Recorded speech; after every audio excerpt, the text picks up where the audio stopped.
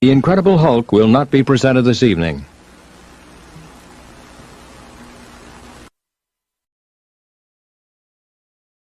Hey everyone, it's Santana, and you are watching the DL Show only on Dave's Guitar Channel.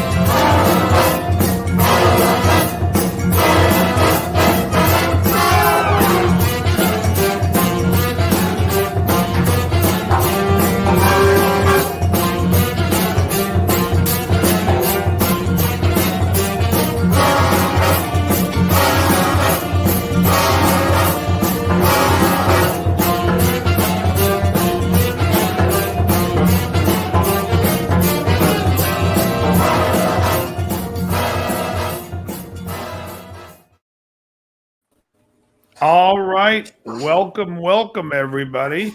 It is Monday night, December 12th. Can you guys believe it? We're almost at the end of this year. Right? Tell me about it. I'm discussing a New Year's gig, and I'm like, oh my God, it's already New Year's. It feels like I just played New Year's. Crazy. Anyways, welcome everybody back. Let's just do a round real quick. Let's say hello to Zimm, the bottom left. Bottom right, we have Hey Matt. guys, how are you, man? I've never been bottom left before. Usually You're I'm bottom far left. right. Yeah. Matt is here on the bottom right. Hey guys. We got Krell Bar on the top right. And we have Joe in the top middle. And Joe has just celebrated a birthday on Saturday. Happy birthday, Joe. Happy birthday to Joe. Oh. Whoop whoop. Another year older, another year bolder. Right? Yeah. The big 5'5", yeah? I tell you what I do notice is how much when I'm on a diet, just to talk about my carnivore journey so far, I am sitting so much closer to the desk where I was like against the wall. I could actually even go in closer. And that's always something I would notice like when getting into the car. I was like, wait, what the fuck? Who put the seat back? And then you'd have to adjust the seat. But actually, nice. I picked up, because you said there's collagen in the pork rinds. There is, yes. So I picked up the pork rinds again, and I've weeded out the olives. Oh, good. I'm getting in there full now. One thing I have noticed, it was something I noticed in the video you had sent. Thank you, Ricky, for the birthday wishes, and Charlie S. I was, and you can hear this in my old videos, the breathing. I was a mouth breather. Right. I'm noticing when I'm at work now, when I'm in between calls and stuff, and like even just waiting for you guys to get here, my mouth isn't open at all. I'm just breathing through my nose, which for me was always a possibility. I can't wait till you get down to 200. No, that's not possible. It will be. No. I was on a hospital diet back in the early 90s, and they stopped me at 232. And I said, what do you mean? What about all this? They said, you have zero body fat. And I literally grabbed the chunk, and I said, what about this? They said, Joe, that's all skin. Yeah. Yeah, the lowest I ever got was 232. The last time I weighed in 2009, I got down to 275. And they took me aside at church and said, Joe, you got to stop losing weight. I said, why? I can get down to this. And they go, you don't look. And I didn't. I looked horrible. I have a fucking frame like the Hulk. So it gets just so to a you certain know, point. What? Just so you know, after you lose the fat, your body will eat the skin. That's a lot of skin to eat. They'll be eating it. but we'll see. And there's a video about with Dr. Ken Berry talks about it. Loose skin and excessive loose skin. He says, don't get the surgery if you can wait. Your body eats it. Well, on Carnivore. She said don't eat the grease, but I have bacon every night pretty much. Yeah. Cheech, how about don't give any advice? That'd be better. So, that'd be much better. The word. I celebrated my birthday Saturday just by myself. Me and Mikey. I had a cigar. I actually had 2 cigars. I started with that champagne, the Perdona. Fucking love that. Love that Perdomo. Yeah. Yeah. But then I ended up the night with one of the Olivas. I don't know which one. I sent you the Oliva. Yeah. That's the Oliva. Oh, what is the name of that one? It's a Connecticut wrapper. It's got a name to it. I'm not a big Oliva fan. Did you like it? Oh, I love them both. Every single one I've tried, is the fucking same to me. Right. I don't notice a difference. That's just the way I am. Yeah. No, I'm not having one tonight because one thing I did notice is if I don't put like a standard on myself, I'll literally be like Ben Grimm from the Fantastic Four and have one out of my mouth in my fucking sleep. Yeah. So let's not go. Let's not be. It worked for George Burns. He made it to 101 cigars. He smoked 15 a day. Who? George Burns. Holy shit! Wow. El Producto Queenies. Those are big cigars too. So yeah. So, well, he had God on his side. He was. He was God. Music. Yeah, talk about today, boys, too. Lots of music stuff to talk about. Also, Joe has his list, but I do want to discuss something that was driving me nuts. We talked about it a little bit before the show. Every time I'm watching TV, the Cheech says grease equals death. Yeah, well, Cheech, you would know. So I got all my diet advice from Cheech, from a guy who listens to what the government says, the food pyramid. That's been working for everybody. That's why on TV, when I'm watching it, I'm getting sick to my stomach, is because every other commercial is a commercial. People trying to lower their A1C. There's stuff for cholesterol. There's all this shit going on. And it's like, how about telling people how to eat properly? Because you got people brainwashed like this bozo Cheech out here. And he's like, oh, it's ridiculous. Oh, don't, listen to what they say. Grease is bad because it raises the bacon grease will raise your cholesterol. Oh, that's bad? Show me one study that says cholesterol causes anything. It doesn't cause a thing. They have you scared. I see they have you scared, and I'm glad they have you scared because the sheep should be scared. This show is for no sheep. That is for sure. You have to go out there and find the information. The information is out there, folks, if you want to find it. If you want to walk around and tell me that Tonewood exists, you can walk around and sound like an idiot all you want. You want to sit there and tell me that fucking bacon grease is bad, but fucking vegetable oil is good? Go have at it and go take your fucking... Okay, Cheech. Cheech, you're out of here. You're gone. I'm done with Cheech. I'm done with him. He's a douchebag. The band hammer? Oh, my God. Yeah, he's gone. He's banned. Cheech, was nice knowing you, buddy. But go eat yourself sick. I did release a new video yesterday. Let me put the link. Now, I'm a little fucking pissed. Remember, I made it up to 125 subscribers? Then it went down to 123. Last week, it went back to 124. Today's back to 123. What the fuck? To me, it's like with subscribers, fuck off. You want to sit there and come in the chat? You can get the hell off my channel. I don't care. I don't do this for fucking money. I'm doing this for the fucking love of just being able to do it myself. You don't like it? Get the fuck lost. You think you're back here every week, but I'm teaching you bad things. Anyway, Speed for Hire, thank you for having a brain and watching something that I suggested and actually getting a little bit enlightened instead of walking around like some fucking monkey sheepdog that's like, oh, grease is bad. Yeah.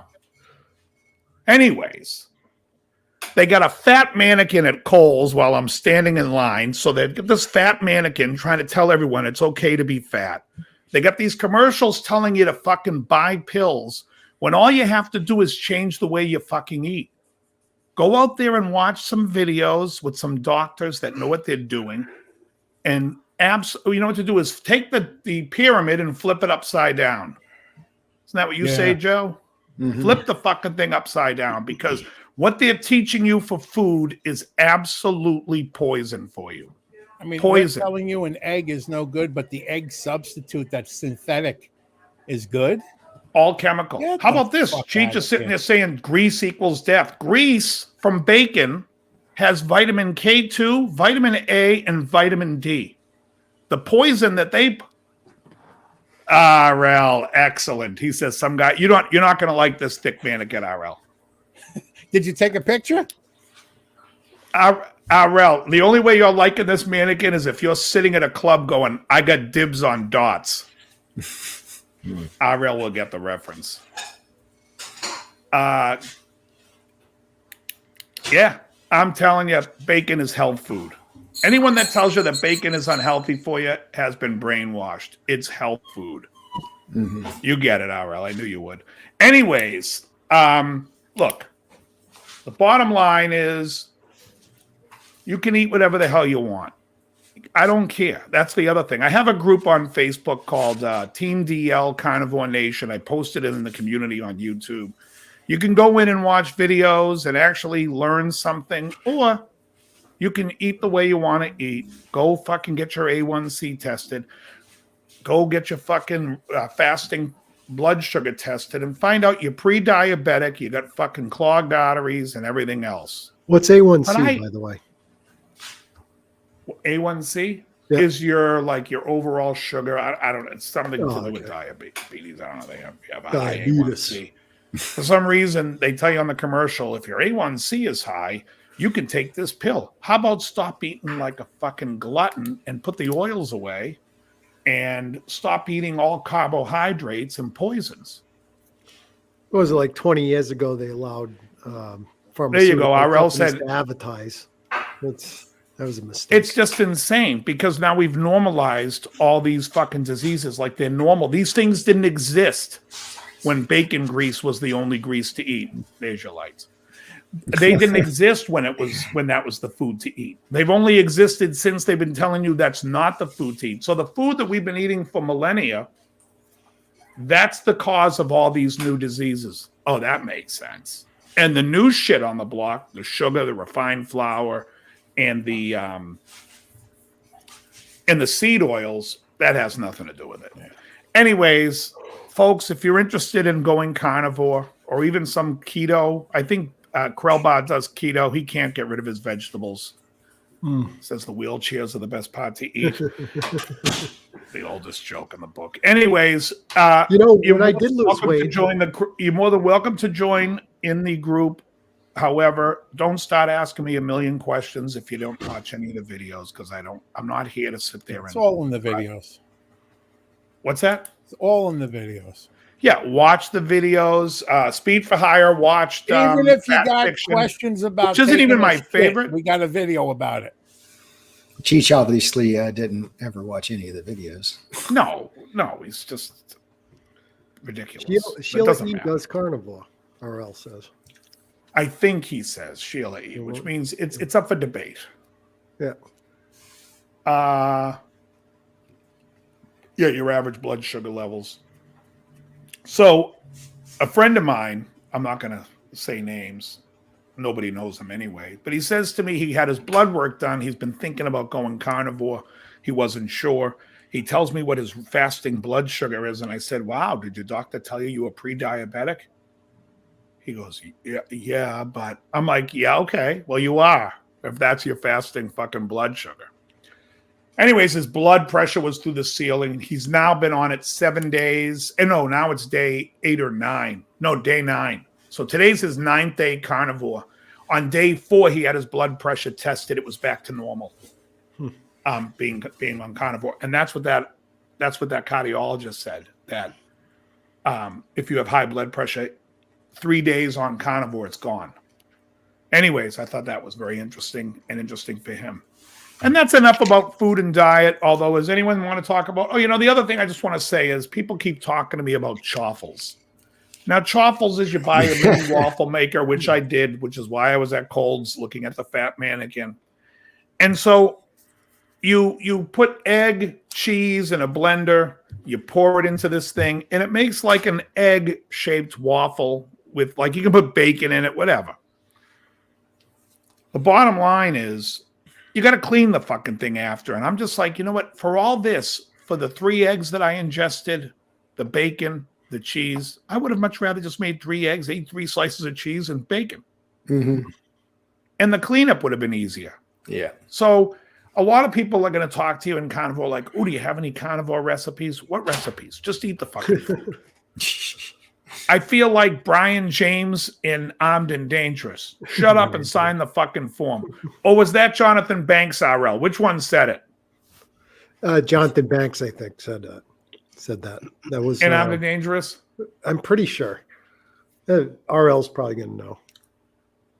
I don't clean the pan. You don't have to clean. No, you know what? You use it's my cleaning of the pan is fucking genius because I'm using tallow on everything. Beef tallow. You put a little beef tallow in the eggs slide right out. You clean it in 30 seconds. I'm not sitting there scrubbing a waffle maker. He says it was Brian James. Oh, it is Brian James. Oh, Shut okay. up and sign the fucking form. Yeah, I think you're what right, did Jonathan Banks say when they were on stage in Eugene? Oh, no, this is when they're in the room and they're all signing the wave, the thing to join the union. Yeah, and he said it's a union job. He says it's a union job. So that's why and then he was like, shut up and sign the fucking form. Great movie. Great actor. RL's funny. He goes, that's my segue into drummers. That's pretty good. I actually wanted to discuss some drummers. This is your union. Oh, that's excellent. What a movie. That's a fiscal question. All fiscal questions go to Lou Brockman. Anyways,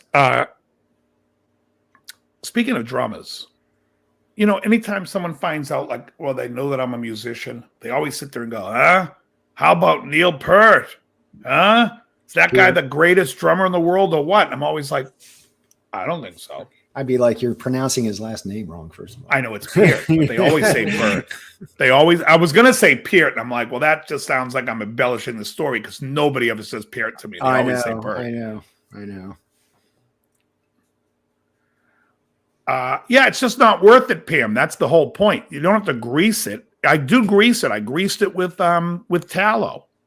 The problem is it's the cleaning of it after. It's just a pain in the balls. He says get a wife. Yeah. And you can grease her with tallow. Right. That would be a better time. A better time, folks. It was a time when.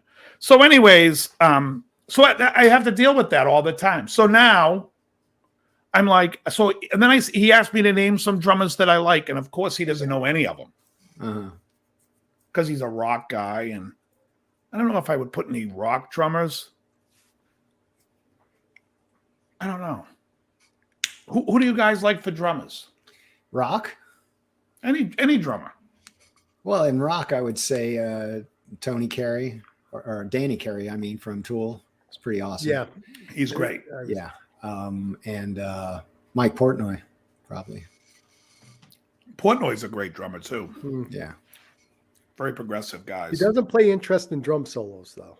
He's a great drummer, but whenever he does a drum solo, there's something missing. I haven't heard too many of his solos, but I like the stuff he does. Winery Dogs. I like the Winery Dogs. Zimm, do you still have that TSL? I took it out to my drummer's practice pad. Oh, nice. So, yeah, we got a new guitar player about maybe 6 weeks ago now, and he's got a great jam pad at his house with his 2 Marshalls set up. But my drummer, he out on his side of town, I decided to put 2 Marshalls out there. So we're going from one guy's house one weekend to the other guy's house the next weekend, you know? And so I put a bunch of amps out at my drummer's house. Nice. Yeah. And it sounded fine. Yeah. Jan, I brought up Steve Gadd. He was one of the guys who I mentioned. I like the classic guys, Gadd, Weckel, Kaliuta. And, more the jazzier guys that play everything. But did you guys happen to catch a video that riffs Beards and whatever the hell his name of his channel is? Oh, Duff. Fluff. Fluff. What's his That's it. Fluff. What's his name? Fluff. They call him Fluff. Yeah. Oh, okay. So he does this video about the JCM 900. Everything about the video you can imagine is driving me batshit. I haven't watched it yet, but I did. And he's see a that on super my nice guy, and I suggestion. like his videos usually. But this one, he just kept calling it the JCM 900. And he kept he's talking about the dual reverb. The 4500 and the 4100. And I'm like, well, that's just one model in the 90s. The JCM 2100 is a completely different amp and is set up completely different. But I just hate when he just says, well, this is the JCM 900. No, it's not. It's the 4100. The JCM 900 is the series. It's not it would be like sitting there saying, today we're going to look at the Hot Rod series of Fender amps. And then I show you a Blues Junior, and I'm going to keep calling it a Hot Rod series. Mm-hmm. Yes, the Blues Junior's in the Hot Rod series, but it's not a fucking Hot Rod series name. It's Blues Junior. It's a completely different amp than the Hot Rod Deluxe.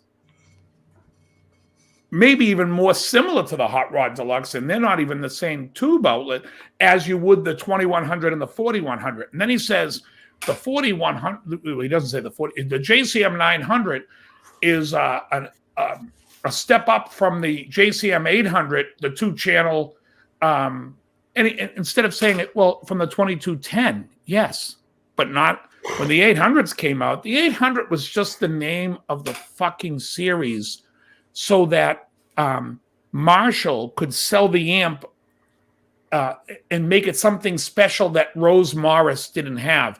They split from their distributor, Rose Morris. So before 1980, that 2203 amp was called the JMP 2203. You guys familiar with that amp? It's what Judas Priest used. It's what everyone, Michael Schenker, all those guys had the JMP 2203. Well, when in 1981, when Jim Marshall separated from Rose Morris, he wanted to be able to sell the new amp, his amp that he's distributing, to the companies with them, and so he had to make it sound new. So how do you make it sound new? This is the JCM 800 2203. It's the same fucking amp. It just has a different plaque. And he just named it after his license plate, James Charles Marshall, and then 800 was some arbitrary number they gave him. But JCM 800, that's all it is just when the JCM 800 came out, the first two amps were the 2203 and the 1959. They made a plexi with the 800 logo. They stopped that. Like they were just trying to run out of parts. They stopped that until like 83, 82. And then the 2203, 2204 changed in 85. They went from the vertical to the horizontal inputs, and there was some other minor changes to the amp. I got a question for you guys. Yeah, speed for hire. Correct. Thank you for that. Did any of you see this? I don't know how old it is, but I just caught it on Access TV like a couple of weeks ago. This tribute to Les Paul, and they had a bunch of guitar players on there come out and play. And the first one was Slash, and he was backed up by Steve Lukather playing just rhythm, and Edgar Winter was singing.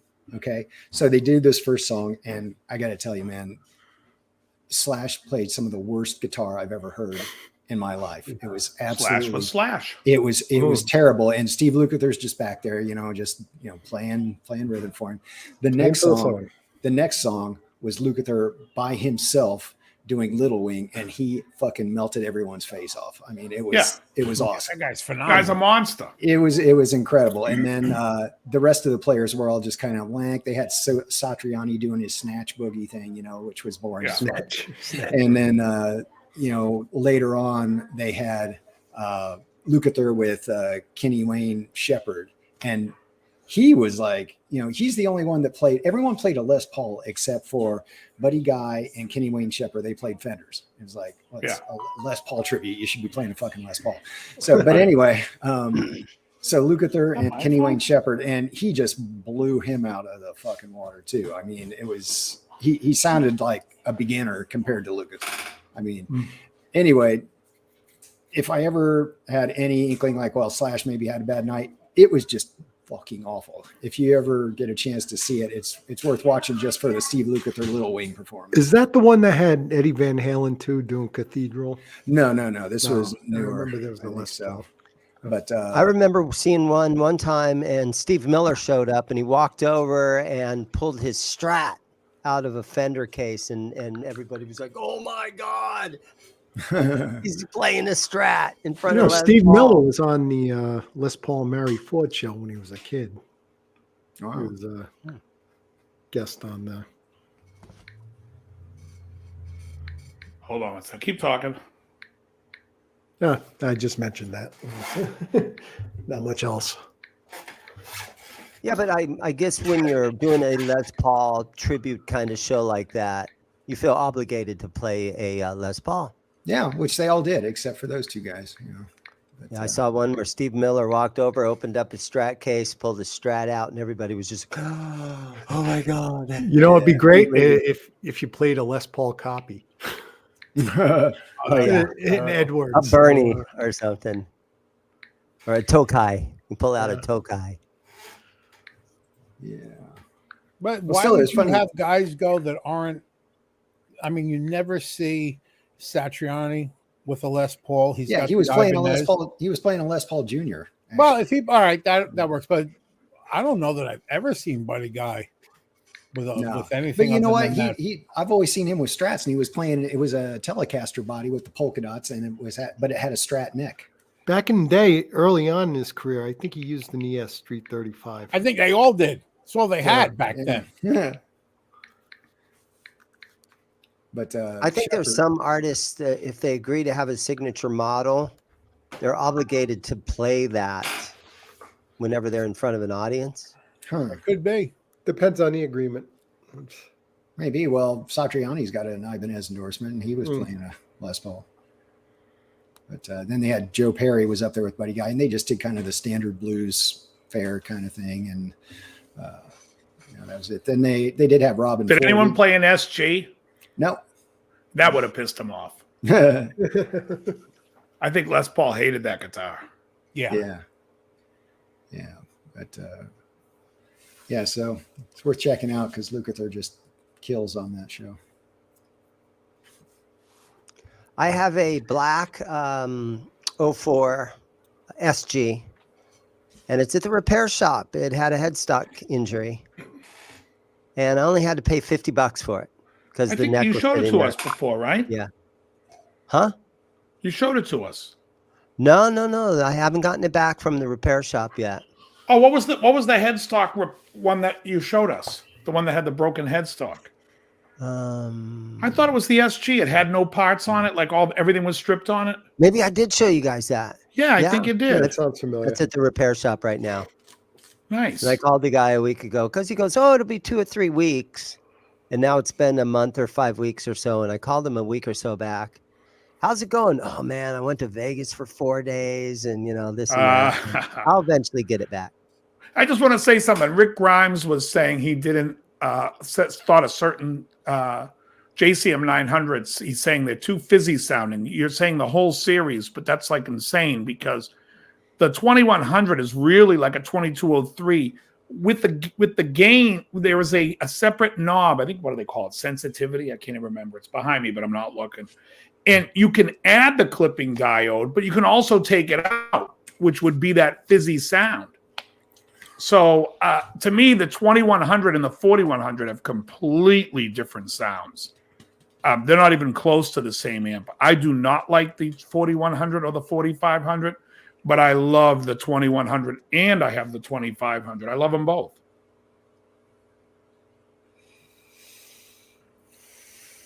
So, and everyone's quiet. Hey, Mikey Newman. What about your TV theme show thing, Dave? You going to do that this evening?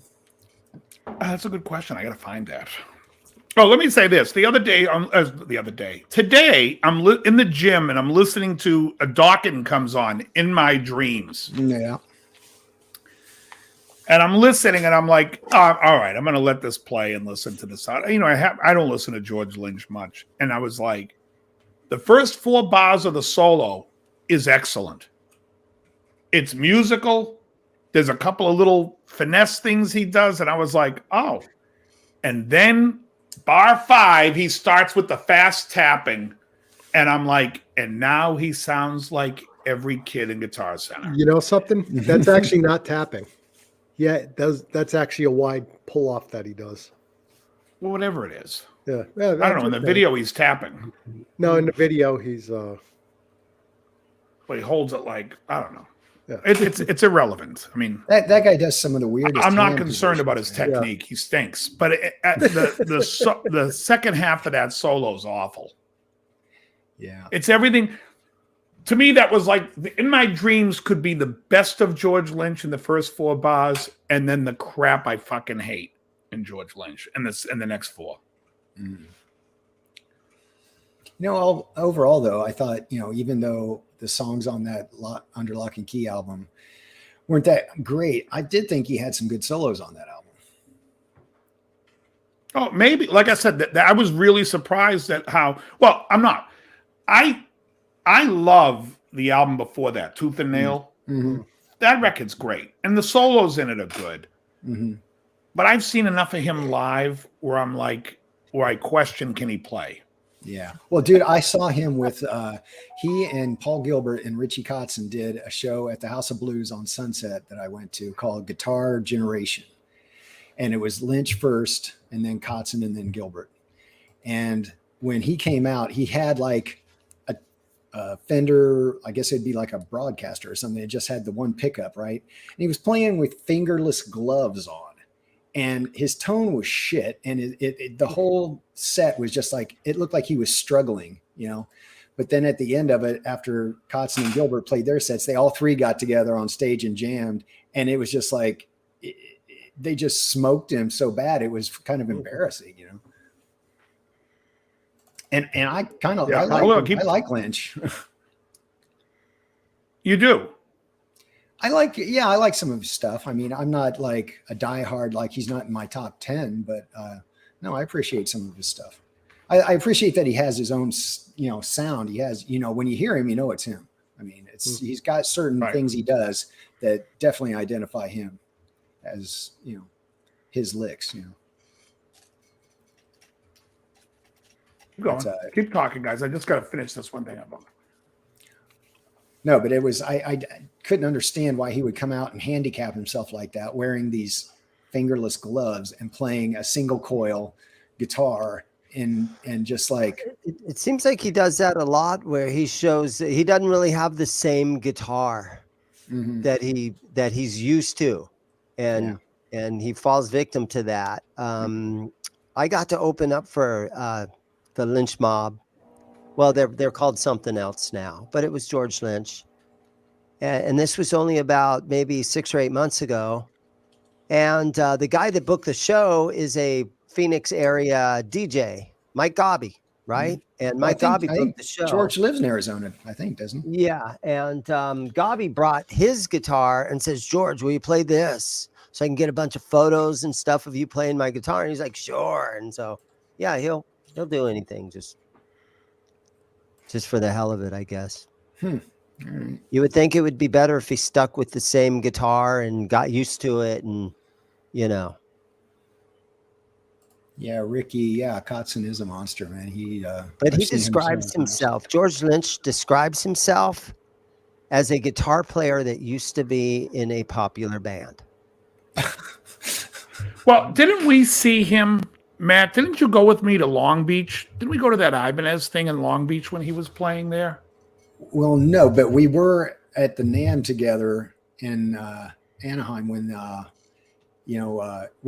think it was when you ran into Lukather there and he was already, just plastered. Oh, yeah. Yeah. Oh, you were with me? Yeah, I think you took the picture of me with Lukather. Yeah, I did. Yeah. Yeah, okay, And, that's what I thought. Were you there for that Ibanez anniversary thing where Racer X got back together and did a whole show? Oh, okay. That was after then. But I never saw Lynch perform there, but I did try to. No, but there was a Long Beach thing. It was after NAMM one night. Ibanez was doing a special thing. Gilbert was there. I could have sworn you were with me. Me, you, Bingham. I don't think so. And like I said, Marty Friedman was there. Okay. Yeah. No, I don't remember that. You get surprised when you see some of these guys play, and it's not good. And then, and the other way, you see some of these guys play, and they were great. Yeah, absolutely. Like I saw Vinnie Moore open up for Yngwie one time, and when I watched Vinnie Moore do the instructional video stuff on YouTube, I'm like, this guy's a fucking monster. When I watched him play live at the show, I was like, can this fucking guy even play? You couldn't hear one. It just didn't sound clean. And it wasn't like there was no note separation. There was nothing. And then Yngwie comes out, plays 2 notes, a slow note. And you're like, this guy kills. Yeah, what the hell happened to Vinnie Moore? I agree with you. That instructional tape was great. And he had such a clean, distorted. Oh, this was early 90s. I'm telling you, this was when Vinnie Moore was at his height. And I was like, I don't get it. This guy sounds amazing. And live, we were like, it was like watching a guy move his fingers fast, but no notes were coming out. Wow. Yeah, I saw him live once, and he was good. It was just like a trio, all instrumental. So yeah, but it was a long time ago, back in like the early 90s. And I'll tell you, like John Petrucci is a phenomenal guitar player, but I saw him live in that G3 thing, and I was just like, give me a nap. He doesn't have a stage presence. It's like very blown. I think Jakey Lee's kind of fallen into that too, where back in the 80s, with Ozzy, he was monstrous. And then, you could argue his tone wasn't so good, but the newer stuff from 3, 4, 5 years ago, it just seems like he's, not nearly as good as he used to be. No, he's not. The guys develop different styles as they go, and, things happen. Yeah. Well, Jake's sound these days, what I've heard on the most recent stuff he's done, his sound is just terrible. It's dry. Well, the funny thing is I watched Dust Festival with Ozzy the other day. And the main thing that was going through my head was everyone always tells me Sharon is like this marketing genius. Couldn't she market that asshole to maybe do some setups? What the hell is going on at Ozzy's running around with his shirt off. And I'm like, what do the tickets cost? Give him some money to put the shirt back on. I'm trying to fucking hold down a lunch here. He's just jumping around and clapping like he's a seal. Right? But Jakey Lee was great. Yeah. He was playing the solos. He was actually embellishing the solos, making it more his style and fitting it. I noticed a bunch of things he did. I'm like, well, that's not how Randy would have played it. But he was doing stuff where he was playing it more comfortable for the way he played. And I liked it. I was like, it's acceptable to me. It was very good. He was, yeah, I saw him on the Ultimate. He was, yeah, me too. He was great on the Ultimate Sin tour. Yeah, I think this was Bark at the Moon, though, when they did us Festival. That was when Bark at the Moon, 83. Probably, yeah. Yeah, because Randy died in 82, so yeah. Yeah, so, but he was, Jakey Lee was great in that. Oh, yeah, I saw him on the Bark at the Moon tour with the Motley Crue, opening for him. And no, he killed it. And he was awesome. And he even had the trick where guys were super stretching, right? Long fingers and stuff. Jakey would take his thumb and put it on like the 5th fret, and then he would do this kind of thing, where he'd use his thumb on a string and then his pinky. The funny thing is, I watched him recently, maybe in the last 5 years, talk about that at a master class. Did you see that too, Zimm? Where he talks about using his thumb, and I'm sitting there like, as a kid, I was able to play that without using my thumb, and it just seems like it's a crazy. It was more like theatrics. Yeah. All those guys were into the theatrics because, You remember when there was a time I was friendly with Warren DeMartini, and Warren had told me that George Lynch had a thing where he got all bent out of shape when Warren started doing the fast vibrato like George did. Mm-hmm. And he did it in the Round and Round video, which broke before Dawkins' big hit broke. Yeah, that's what they became. That became a huge item of contention between the two. Well, I should say, not between Warren. Warren didn't care. He thought it was funny. He's like, he didn't care. But I guess George got all bent about it. Well, I've got Kotzen does it better than both. I've got a story for you that's similar to that about Yngwie. Back in like 1985, I saw him on the Marching Out tour, and Talus was opening for him.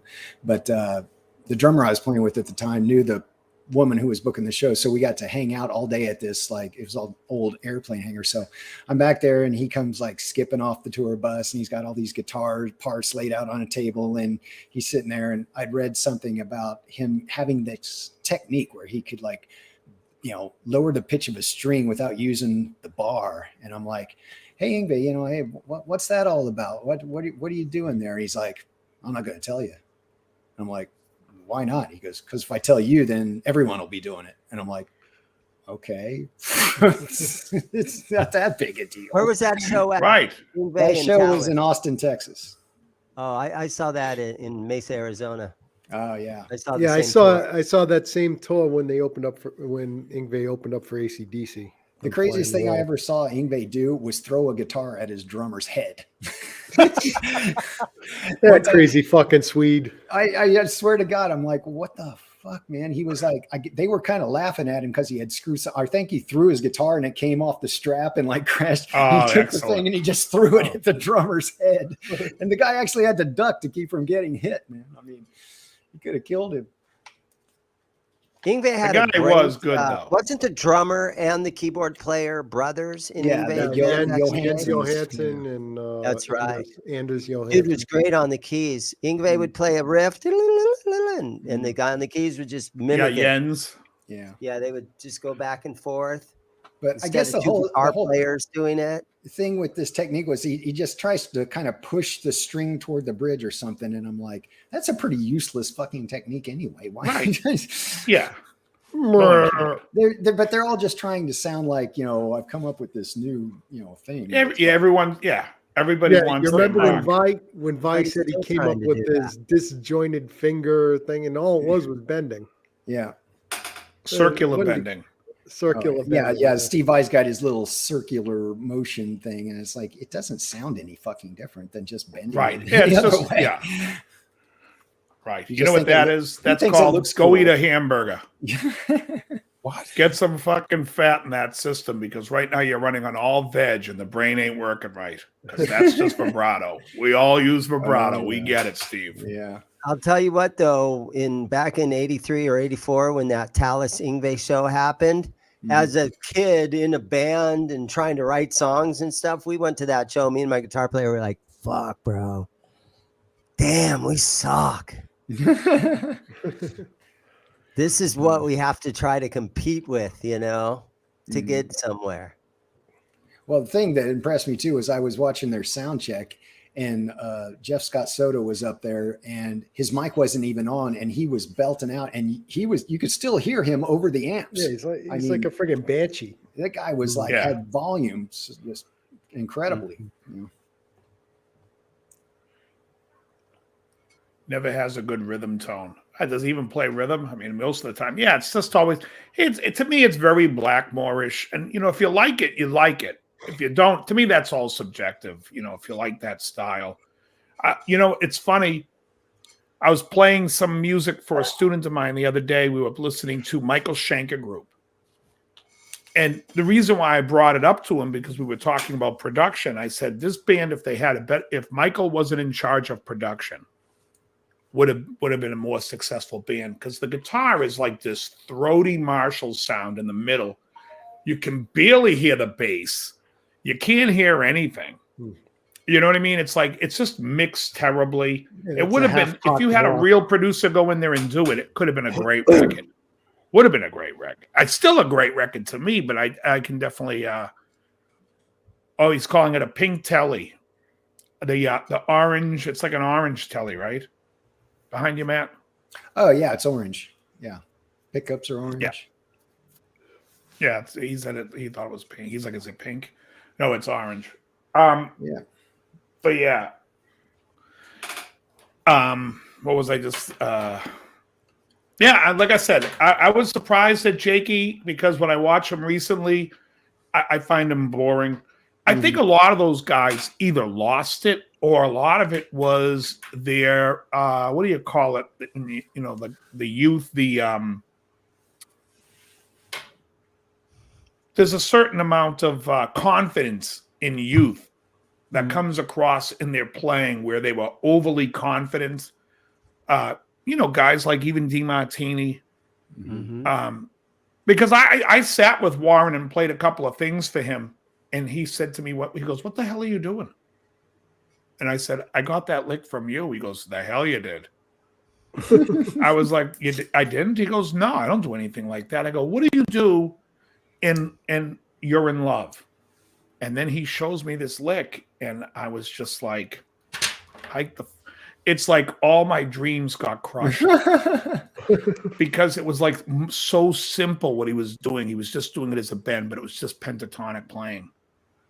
And I even said to him, "I thought you were playing. I thought you were playing over the dominant chord." He goes, "What? What's that?" He didn't know anything. He was just like, it was like a rain. I'm just standing there in the rain. "I thought you loved me." It was awful. Well, what were you doing? How were you doing it differently, Dave? I mean, what were you playing? I was playing the actual notes. He was bending the F to the F sharp. So I was playing F sharp, D, C, A, F sharp, you know, like that way. He was just doing it all in bends. And it was like, I mean, it must have done a million takes just to get the thing so it landed right. I mean, the way I'm looking at it, but it didn't. When he played it, I was just like, okay. And again, the confidence of youth, maybe. And then, because you know what, back in those days, drugs and alcohol to get over your stage fright, to get over, you know, to get some of that high energy. No, but I think those guys, I don't think that was so much drugs and as much as just he was just you know, when they're younger, I mean, I remember being around that time. Everyone was cocky, thinking they were the next thing. And it was funny because I asked Uli. Uli had a song called "I'll Be There" off the Beyond the Astral Skies album. And there's this one part, and I was like, "Is it?" And I played it for him, and Uli goes, "I didn't sweep that." I was like, "You don't?" He goes, "No." And so then he showed me, and at that point, I was like, this guy's way better than I ever thought he was. Like, he did it as like a triplet string skip thing and played it flawless. And I'm just like, I tried to do it. He was like, "No, that's close. That's close." And it was just, it's a tough, I mean, to this day I can play it, but it's a tough lick to play. And I would have never thought on the record that's how he does it because there's so much orchestration going on the record. It just sounds like a sweep. But it was amazing that he was like right away goes, "No, I don't sweep that." Yeah. Like, damn. Which is cool when you, like I said, you know, so when I first moved to what was it? When did you move to LA? 98? Me, 99, January. Okay. So in 97, I gave, I used to teach Randy Piper from Wasp. And that started when Randy came over to look at my amp with his girlfriend. And then I played for him and he was like, you know, whatever. So I started teaching. And one thing he said to me that he was like, "You're going to find that half the guys that you worship can't play. And half the guys that maybe you thought couldn't play can really play." And I was like, that's an odd thing to say. And he was just like, "You'll see." He was right. I hated that in the 80s, how there were all these cocky musicians out there and thought they were all that. Yeah. Well, it's like CeCe DeVille was like that too. Yeah, but he couldn't fool anybody that he was good. Yeah. He wasn't fooling anybody. You know, the other day I listened to Queensryche, Rage for Order, because we were all talking about albums and somehow that album came up and I'm like, I'm going to listen to it on the treadmill. Still a great record. Yeah, I mean, I like it a lot. The playing isn't as good as I remembered it. but they're good. Mm-hmm. But good. They're good. Well, one of the thing about the old guys too is like Jake and those dudes is that, and this even happened with Eddie for a while with Van Halen, was that, you know, if you lay off too long, you're going to struggle with your technique, you know, and a lot of them, you know, it's like people don't realize that, you know, it is a physical thing, and it's like you don't use it, you lose it, and then it's going to be hard to get it back, you know. And I saw that with Eddie when they started doing the reunion shows. It's like at first, you know, it's like, wow, it sounds like he's kind of like struggling to play that, you know. And then his tone was terrible. But then later he got it back, and he got back on top of it, you know. But it's like, and that's what some of these guys seem like Jake. It's like, you know, you need to just be practicing more and just, you know, try to get your chops back up. Yeah, but also the other thing is they also set the bar themselves. Like everyone wanted to be like this burning, just get out there and play fucking good songs. Like when I hear like I've never heard Michael Schenker struggle over any of his shit. And that guy was a fucking drunk. Mm-hmm. A fucking wasted drunk. And his shit just is good. I mean, Yngwie too. Yngwie's just a flawless player. But I mean, some of these guys, like Jakey Lee, when he did Bark at the Moon, he didn't think of himself, shit, at 50, am I going to be able to play this thing? Exactly. Yeah. Yeah, well, I don't know what happened. Well, he's one of those guys that he faded away for a long, long time. And then he just, you know, in the last 10 years. When he came back, it just wasn't the same guy. Yeah. Who's that? I think he was selling cars or something. Jakey Lee. Yeah, back I don't in the know. old Ozzy days, he was just hoping Sharon was going to give him a freaking paycheck. Please, Sharon, $500 maybe? I've been out on the road in freaking Venezuela for the last, 3 nights. Did you guys ever hear the story of when George Lynch was supposed to be the next guitar player for Ozzy? Did you know this, Dave?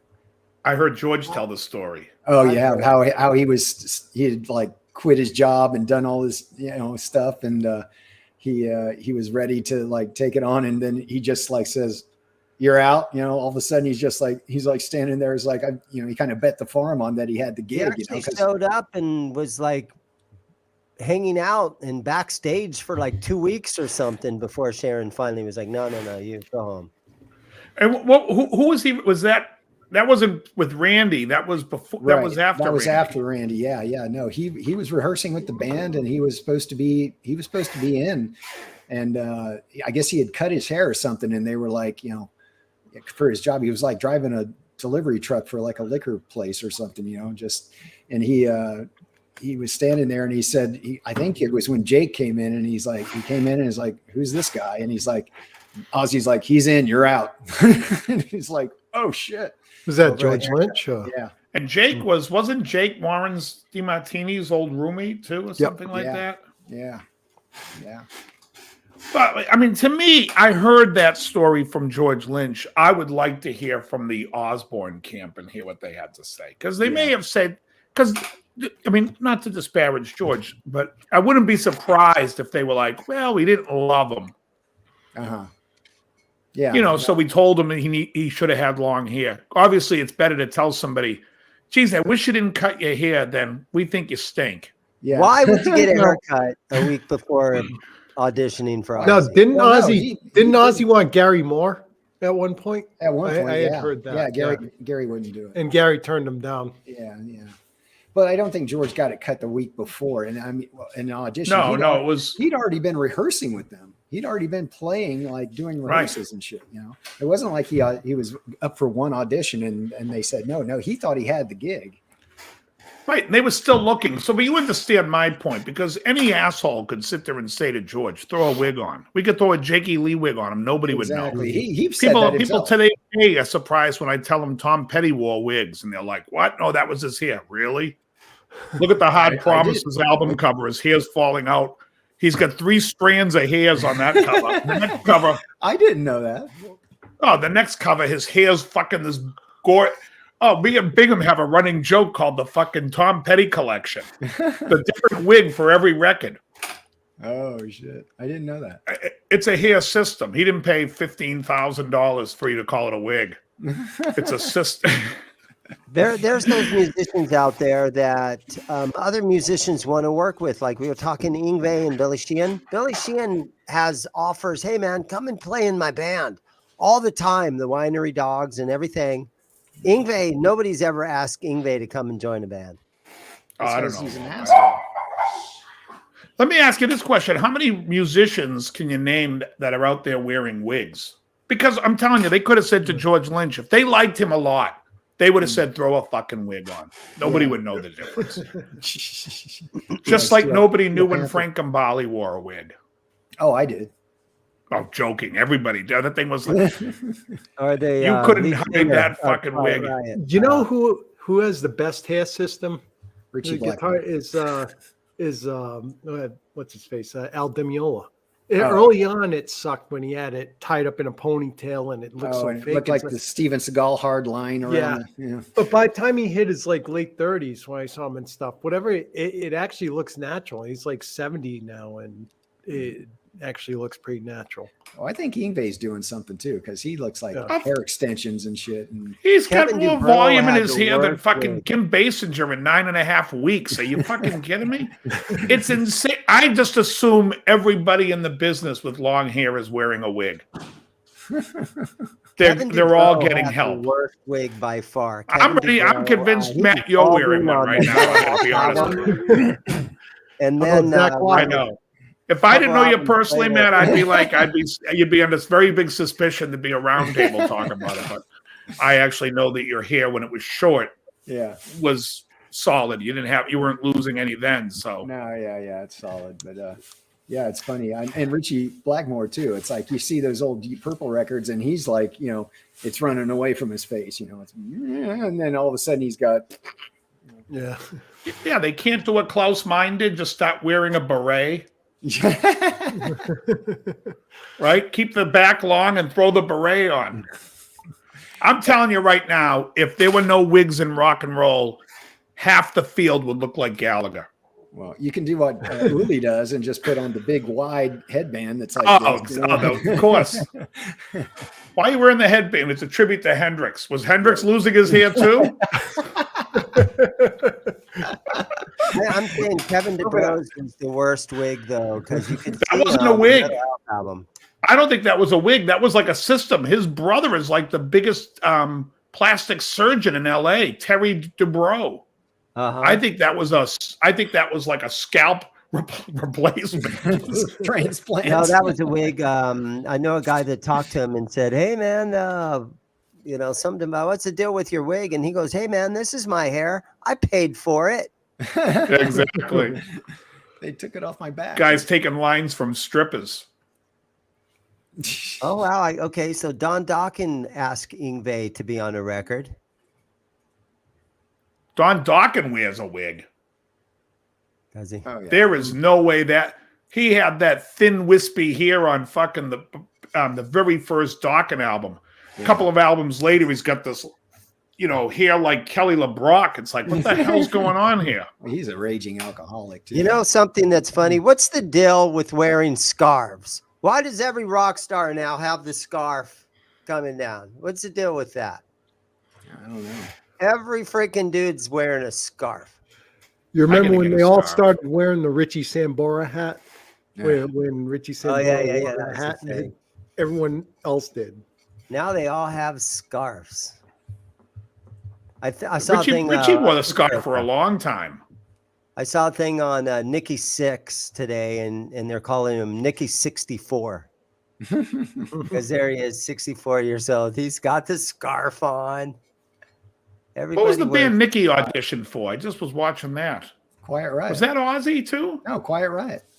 Oh, Quiet Riot. You're right. Yeah, he couldn't play. Yeah. He didn't know how to play. Yeah. Yeah, I get no problem with people being bald. You'd be surprised in Hollywood and in rock, in music, how much people fight to hide it. I mean, we could sit there. If my brother was in the chat, he'd be throwing down a list of every actor that wears a piece, and there's plenty of them. Oh yeah. There's plenty of them. Even back in the day, and I didn't know this until a a long time after was that William Shatner was wearing one in the original Star Trek series. Oh yeah. You know? But it was like back then, it was like, wow, that was actually a really good fucking hairpiece because I didn't know as a kid. And I was like, yeah, right. But he was a young guy, so you wouldn't think of it. You know who else wore a hairpiece? Even from the very first episode, Sean Connery as James Bond wore a piece. Yep. Absolutely. That wasn't his hair. Nope. Bald. Still a vest. James Bald. Yeah. There's rumors that Jim Gillette wore a wig. Who cares? I'm joking. That hair that he used to have, of course that was a wig. There's no way he's growing that. Oh, Jesus. He might be able to grow it on his back, but not on his head. That band Nitro had to be the most like ludicrous, over the top. Oh, absurd. You know, absurd. Just it took it to its what's that word? Beyond the point of it was just beyond good taste. I mean, it was like ridiculous. Yeah, Joe could probably find the top 20 list of the worst rock hairdos. Yeah. What about, who's got a terrible hairdo? Had a great hairdo back in the day. But as he got older, it grayed, and he didn't do anything about it. And now he looks like a Korean woman, is Jimmy Page. Can we cut the hair? Yeah. Listen, David Gilmour had long, thin, thin, wispy hair in the 70s. I could tell you that guy was going bald. What does he do? He shaves it down. It looks fucking great. He looks like an English gentleman. Now we get Jimmy Page walking around. It's like, this is the English gentleman, Sir David Gilmour. And over here is, and what is your name, miss? Oh, that's Jimmy Page. I thought you were a Korean woman. Robert Plant has a good head of hair still, doesn't he? Yeah. Is it his hair? I found a list called "The Worst Hair Pieces in Rock and Roll," and we mean Thank you. Wait. Just then, when we were talking about Nitro, and the best thing is it gives the name, and then it makes him look like and what he should do instead. I know. Oh, excellent! I love this. And first of all, Tommy Bench just said Gene Simmons here. That's a fucking piece if I've ever seen one. Oh, yeah. He changes pieces. He wears that styrofoam-looking helmet when he's regular, and then he wears the long, thin hair that can be tied into a ponytail when he's Gene, when he's the demon. And by the way, when Kiss was first interviewed, they're like, wow, you guys have all these things. What is everyone here? And he's like, we got a demon, we got a cat, we got a spaceman, and I'm a star child. Yeah. I got one though that Joe Kiss killed me all week. Michelangelo Badio wears a fucking full wig. Yeah. But he looks, what I call that? I don't know. I've always referred to that, even in the 80s. I said he has a coconut head hairdo. Well, no, he looks like one of the guards, the witch's guards from the Wizard of Oz. Oh, it's horrible. Why would you? That's why. That's one thing you got to respect Satriani because if you look in the 80s, he was going bald. He was like, "Oh, fuck it, I'm going to shave it all." Yeah, right. That's the right thing to do. Went with it. Yeah, yeah. Looks like. Listen, if I've said a lot of things negative about, I've said a lot of negative things about Satriani on this show. He's not my favorite player. I don't really care. I mean, I think he's good. He's entertaining. People love his music, but when he started going bald, he shaved the head. God loved you, man. Yeah, you faced it. You made a look out of it. You didn't go with the wigs. And he just wears beanies all the time. Yeah, which is fine, like I am, but I'm not bald yet. I'm getting there. Now this isn't numbered. I don't know how many on this list. It looks like I got to go. But pull out the surprises first. Well, I don't even. I know this name. I don't know what band he's in. It's called Dennis DeYoung. From Styx. Okay, makes him look like the one-armed man from the 1993 film The Fugitive. Oh, he does look like that Greek guy. What he should do, he's great. That guy was on Babylon 5. I love that. What he should do instead, replace it with a nice houndstooth flat cap like any good Chicagoan. The next. First of all, have you seen Dennis DeYoung when he plays during COVID? He was playing on his piano at home. And he's wearing my grandmother's glasses, these pink lady glasses. And he's talking about writing a song for his wife. And I'm like, by wife, you mean husband? What the hell was I watching there?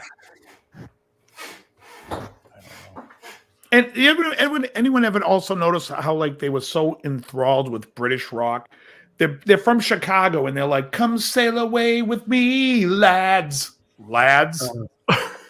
Yeah, that was Christ. a little cringy hearing that. Very cringy. The next one is Paul Rogers. It makes him look like Kenny Rogers.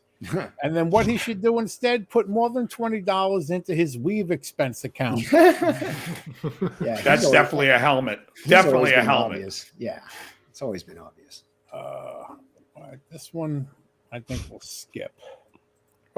Is it a not funny or? It's someone no one would even know, and he's Oh, Carl try it. Perkins. It says Carl Yeah, I Perkins know Carl Perkins. made him Blue look like suede shoes. Jim Trafficant. What he should have done instead, 3 words: blue suede toupee. Yeah, he used to have that tight curly toupee. Yeah. The cliche toupee, I would say. Yeah, he was. He wasn't fooling You're gonna love this one, Dave. Yes. Paul Stanley, Star Child.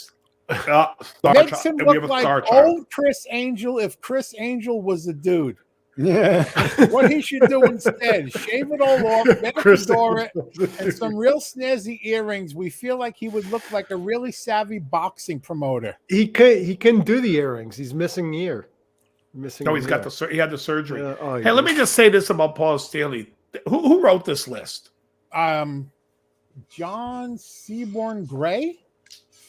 It's from I like him. Press. I like him so far. Next one up is Sir Elton John. Makes him Yeah, I look saw like that. Stuart Smalley. What he should do instead, bring back the Donald Duck costume. Exactly. Do it small. He used to dress as Donald Duck at the Central Park show. I'm good enough. It was at Dodger Stadium. He did. I knew he did that whole tour. All right. Doggone The it. next People like one me. is Pat Boone. Makes him look like a televangelist. What he should do instead, full blackface, start a full-on minstrel show. Hell, his music is already there. This guy's savage. Oh, I love him. I I almost think spit there's out my only soda. one more. What do we got here? All right. Whoa, we're ending it. You're going to end it on a high note. So we got Phil Spector. Oh, Makes geez, him look that's like, obvious. we don't know, almost like some kind of crazy murderer or something. Yeah. What he should do next, not worry quite so much about looking pretty for the guys in his cell blocks. Right.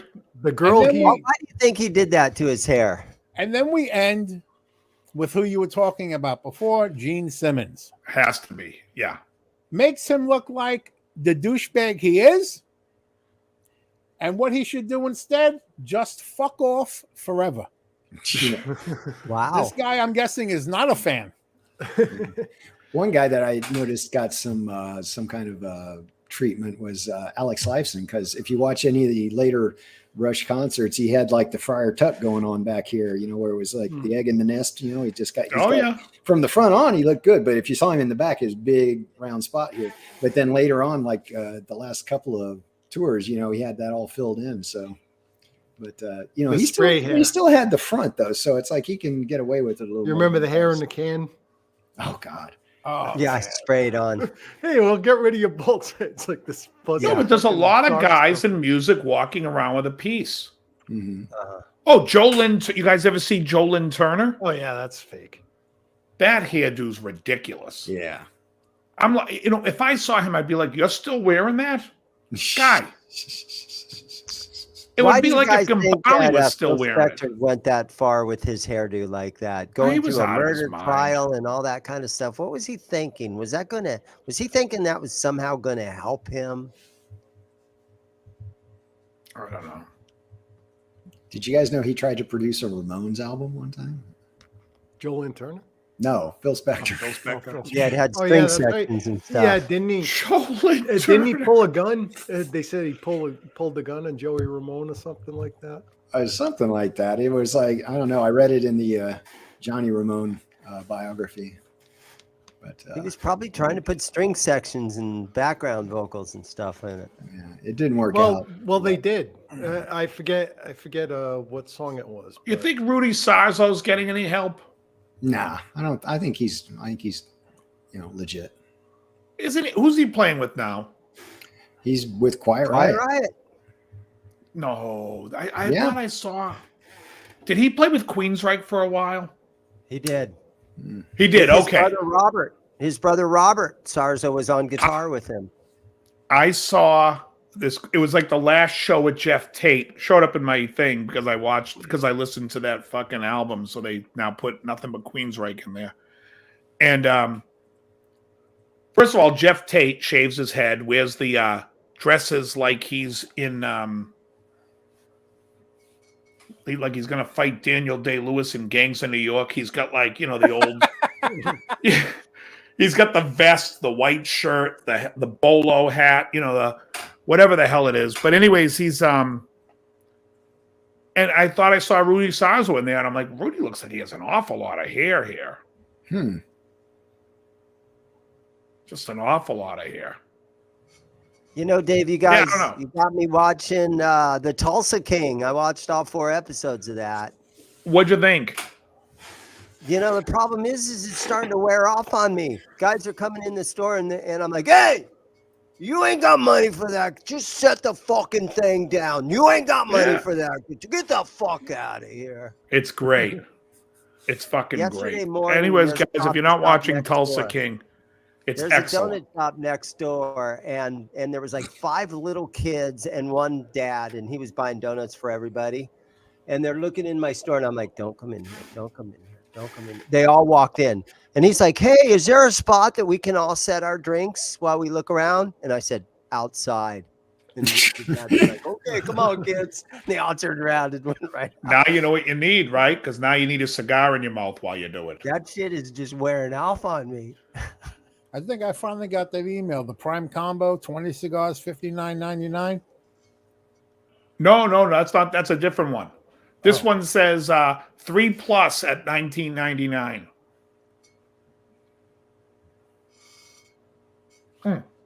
Don't forget, we still got that 100 greatest rock guitar solos list.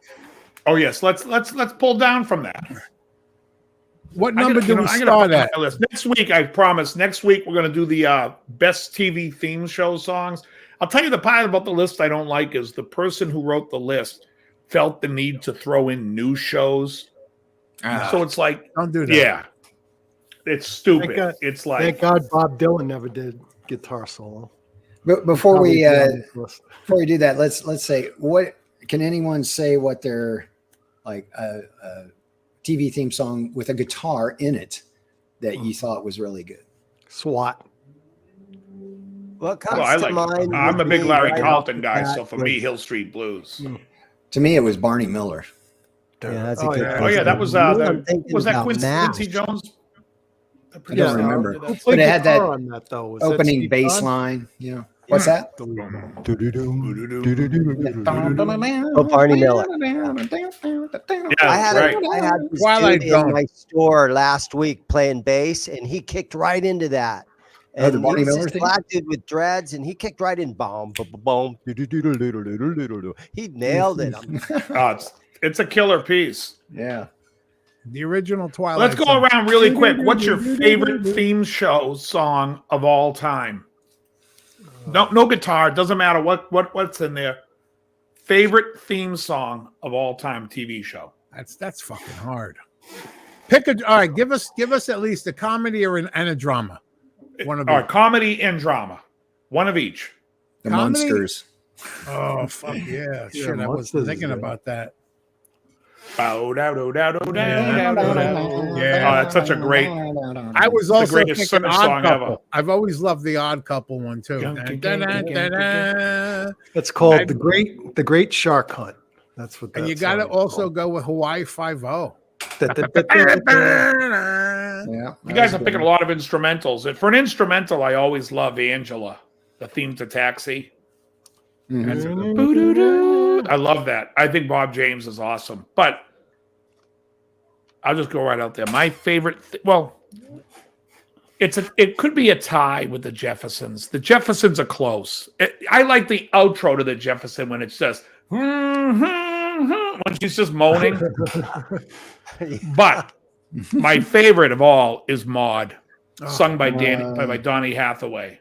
Love it. The WKRP in Cincinnati. I kick you off the fucking show, but it's your show. You don't like Lady Godiva was a freedom. The first season was good. Mod. What, the Yeah, show when- mod or the theme? Well, the show was good the first season. The first 2 seasons were great. Well, Walter was drinking. Oh, he Yeah. stopped drinking in the middle of the first season. A good Rick's got theme a song good though. one with the Rockford Are we Files. talking about the character or the actual actor was drinking? No, the actor was Bill Macy, but no, the character. Oh, If it's a good theme song, you should be able to just sing like a bar of it and everyone knows it. You know, like if I went Yeah. da da da da, Right. yeah, everyone knows what that is. You know, Adam's Family's great. yeah, that's a great. I also love There's a Hold Up in the Bronx. Car 54. The Rockford Files was a good one. What was the keyboard used in that one? Was that the That's a good one. Jan Hammer guy or what his name? Whatever. Jan that Hammer Jan- guy? Well, that was Miami Vice. Was Jan Hammer. MASH was a good Jan theme song, Jan too. Hammer. Yeah. MASH actually had that. That was an instrumental for the TV show, but that was actually a vocal song.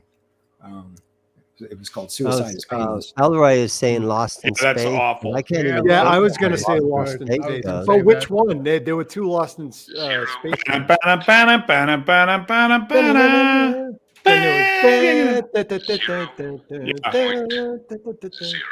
Star Trek was a good one. Oh yeah, Of course. Space Hold on a 1999 is so funky. Anything Anyone with remember Martin that theme? Landau. Sorry, I'm just answering. Someone asked me a question if I had something. The A Team. Keep going. I'm just. Oh, the writing a Cheers. message. How about Cheers? That was a Oh, pretty that's good one. aggravating. That always Oh, you think that was aggravating. aggravating? Yeah. You know what? Rest in peace, Kirstie Alley. yeah. My lead singer in my band works in Hollywood, and he was working with a movie with her, and he had his motorcycle out in the parking lot or something. He's like, "Hey, come for a ride with me, and I'll take you around the parking lot or something." She actually did. She got on the back of his motorcycle, went up around wherever they were at, some studio, and Rebecca Howe. she was a really fun girl, according to him. She got her start on Match Game. She was a contestant.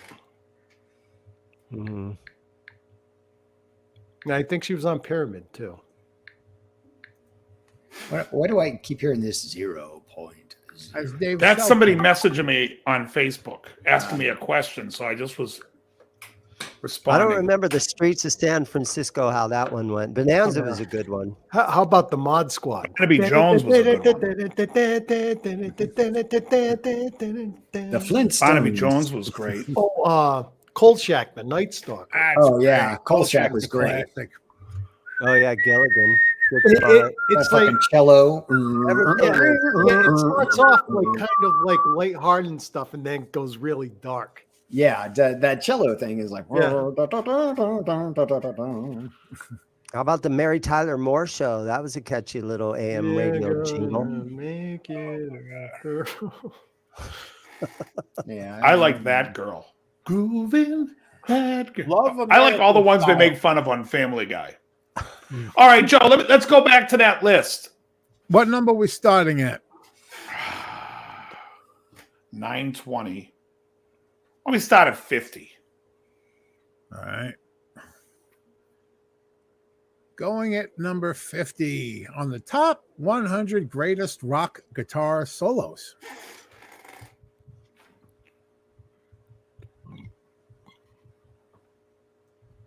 There's going to be Well, some number journey on this 51 was list. a Neil Young, so I'm glad we didn't start above that. Thank Cinnamon Christ. Girl?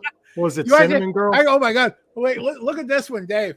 Number 54 is Over the Mountain by Randy Rhoads, which is Above Money by David Gilmour. But number 53 is Neil Young. Then you got Dwayne Allman, then Neil Young again. Oh, Jesus. What are the Neil Young songs? What? Give me a Neil Young song that's better than Over the Mountain solo. Cortez the Killer.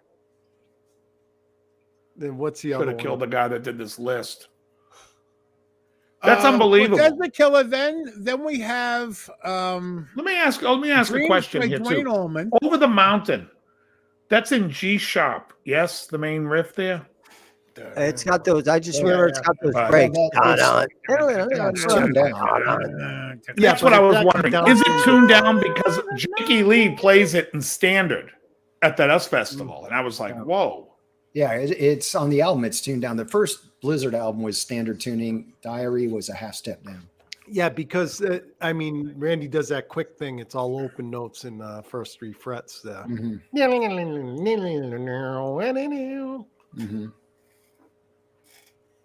All right, go. Let's go to 50. All right. Starting at number 50, Richie Blackmore with Child in Time. That song gets on my everlasting nerve. Number A lot 49 of whining in that. I don't even know. is Stone in Love, Neil Sean, Journey. Ooh, It's a fucking great solo.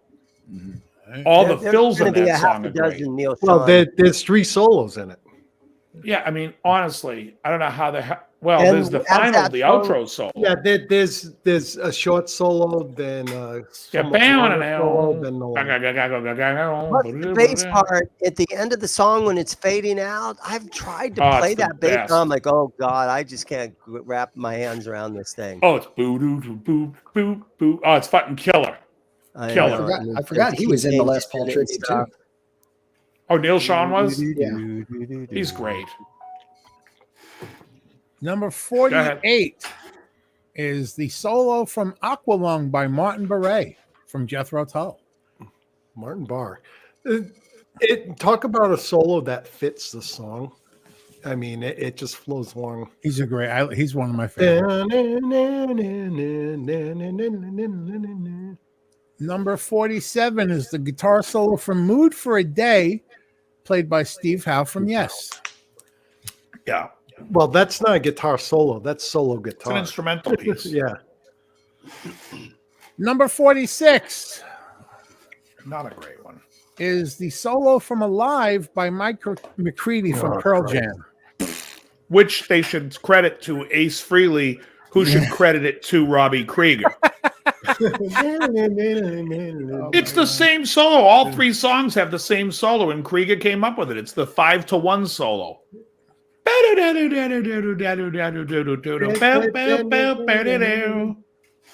Okay, number 45 is Sound Ace plays it on Chaser. She. Once again, Steve Howe from Yes. Which one? Sound Chaser. I'm trying Who's to that remember by? the song. Yes. Steve Howe. I don't know it. What album is that on? It's not telling me. It's not telling him, but it's Yeah. probably either like Relayer or Tales of Topographic whatever. Ocean. No, now I gotta That's it. listen to that. See what the solo sounds like. If they're listing that as one of his best. So they solos. also listed Mood for a Day. Yeah. I wouldn't be running out to find out songs on this list. Number 44 is the solo from Dream by John McLaughlin, the Mahavishnu Orchestra. He's a great player, but it's like I don't know. I don't that know it. It song. could be good. I don't know it. Yeah, I've got 2 Mahavishnu albums, but I don't think either the Inner Mountain Flame. Beating and out all Birds of those Fire. guys for the number 43 spot is Kirk Hammett with the solo from Fade to Black.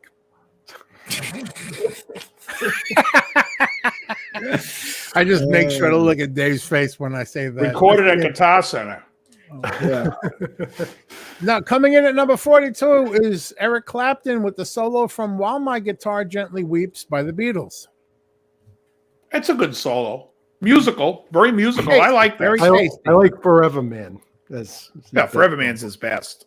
Coming in at number 41 is the solo played by Brian May from Bohemian Rhapsody. Classic. Can't beat that. I think that could be higher. Yeah. It is Really classic. great. Coming in at number 40, Those Were the Days by Eric Clapton and Cream. Don't know it. Don't know it either. I know a lot of Cream. I don't know Those Were the Days. And I think of Those Were the Days. I think of Mary Hopkins. Those were the days, my I friends. think we of thought Edith it. Bunker. That's what I think of Bunker, Edith Bunker. And All in the Family. All right. Why the way Glenn Miller? Right, exactly. Oh my God. Coming in at number 39, The Rocker, played by Eric Bell from Thin Lizzy. Not a huge fan of the song. It's typical blues. I mean, bluesy type song. It's all right. I mean, Thin Lizzy better be in there for other stuff. Yeah. Thunder and Lightning better be. I was about to say Thunder and Lightning, man. Cold Sweat. That's a killer solo on that song. Yeah, it's fucking ridiculous. Coming in at number 38, one of my favorite guitar players, the one and only Buckethead, the solo from Big Sur Moon. Big Buckethead fan, but I don't remember that song. My favorite Buckethead stuff still to this day is on that Transmutation Mutandis Praxis album. Those Praxis albums are insane. The one where he goes, wow, wow. Oh, I love that. His best thing though is like I've seen him a couple of times, but if you go on YouTube and put in Buckethead Nottingham Lace, there's a bunch of them, and it's an instrumental, and he just shreds that. He goes nuts. Yeah. And that, and also Soothsayer. Mm-hmm. Yeah. I like that song Jordan he does too. Yeah, that's good with the kill switch. Yeah, he's fun to see live if you guys get a chance. There's a guy who does his own thing. I love a guy that gives out toys at his concert. I've got one of his toys. What'd you get? It's a little Batman with a helicopter. I fucking love Buckethead. I do too. Yeah, I mean, he does something so unique. You know what I mean? Like, and he can play his motherfucking balls off. Yeah. But he's not just that, but you ever see him just fucking noodling around on a bass or even a banjo? He slaps like unbelievable. No, he's great. He's unbelievable. Plus, he's never going to have to buy a wig. Yeah. Well, if he does, he has a wig. It's happened to be supplied by Kentucky Fried Chicken in some local funeral parlor. Until they sued him. Coming in at number 37 is What's in the bucket?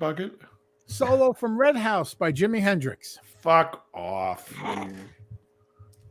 It's not even his best. Not even Hendrix's best. Yeah. Coming in at number 36 is the solo from Adam Hart Mother, played by David Gilmour from Pink Floyd. I would say this wrong. Yeah, not his best. Coming in at number 35. Oh, hold on a second. The portrait on the Vox, that is a picture of Dennis Hopper with a cigar. I was wondering what that was. It's a hold on. Let me bring it to the screen here. Last week, I picked up on it right away last week before the show started. Did you meet him or something? Oh, I knew Dennis. Dennis used to work out at my gym. Yeah, I used to see him all the time. And Victoria, his wife. Yeah. So, but somebody was like, "Hey, I'm cleaning out my house," and he had 3 pictures. And finally he was like, "Well, nobody wants this." I'm like, "Give me it. I'll put it." I go, "I love Dennis." So it's Dennis Hopper with a punch cigar, and it says unconventional, uncompromising, unabashedly punch. And it's Dennis smoking a punch cigar. There we go.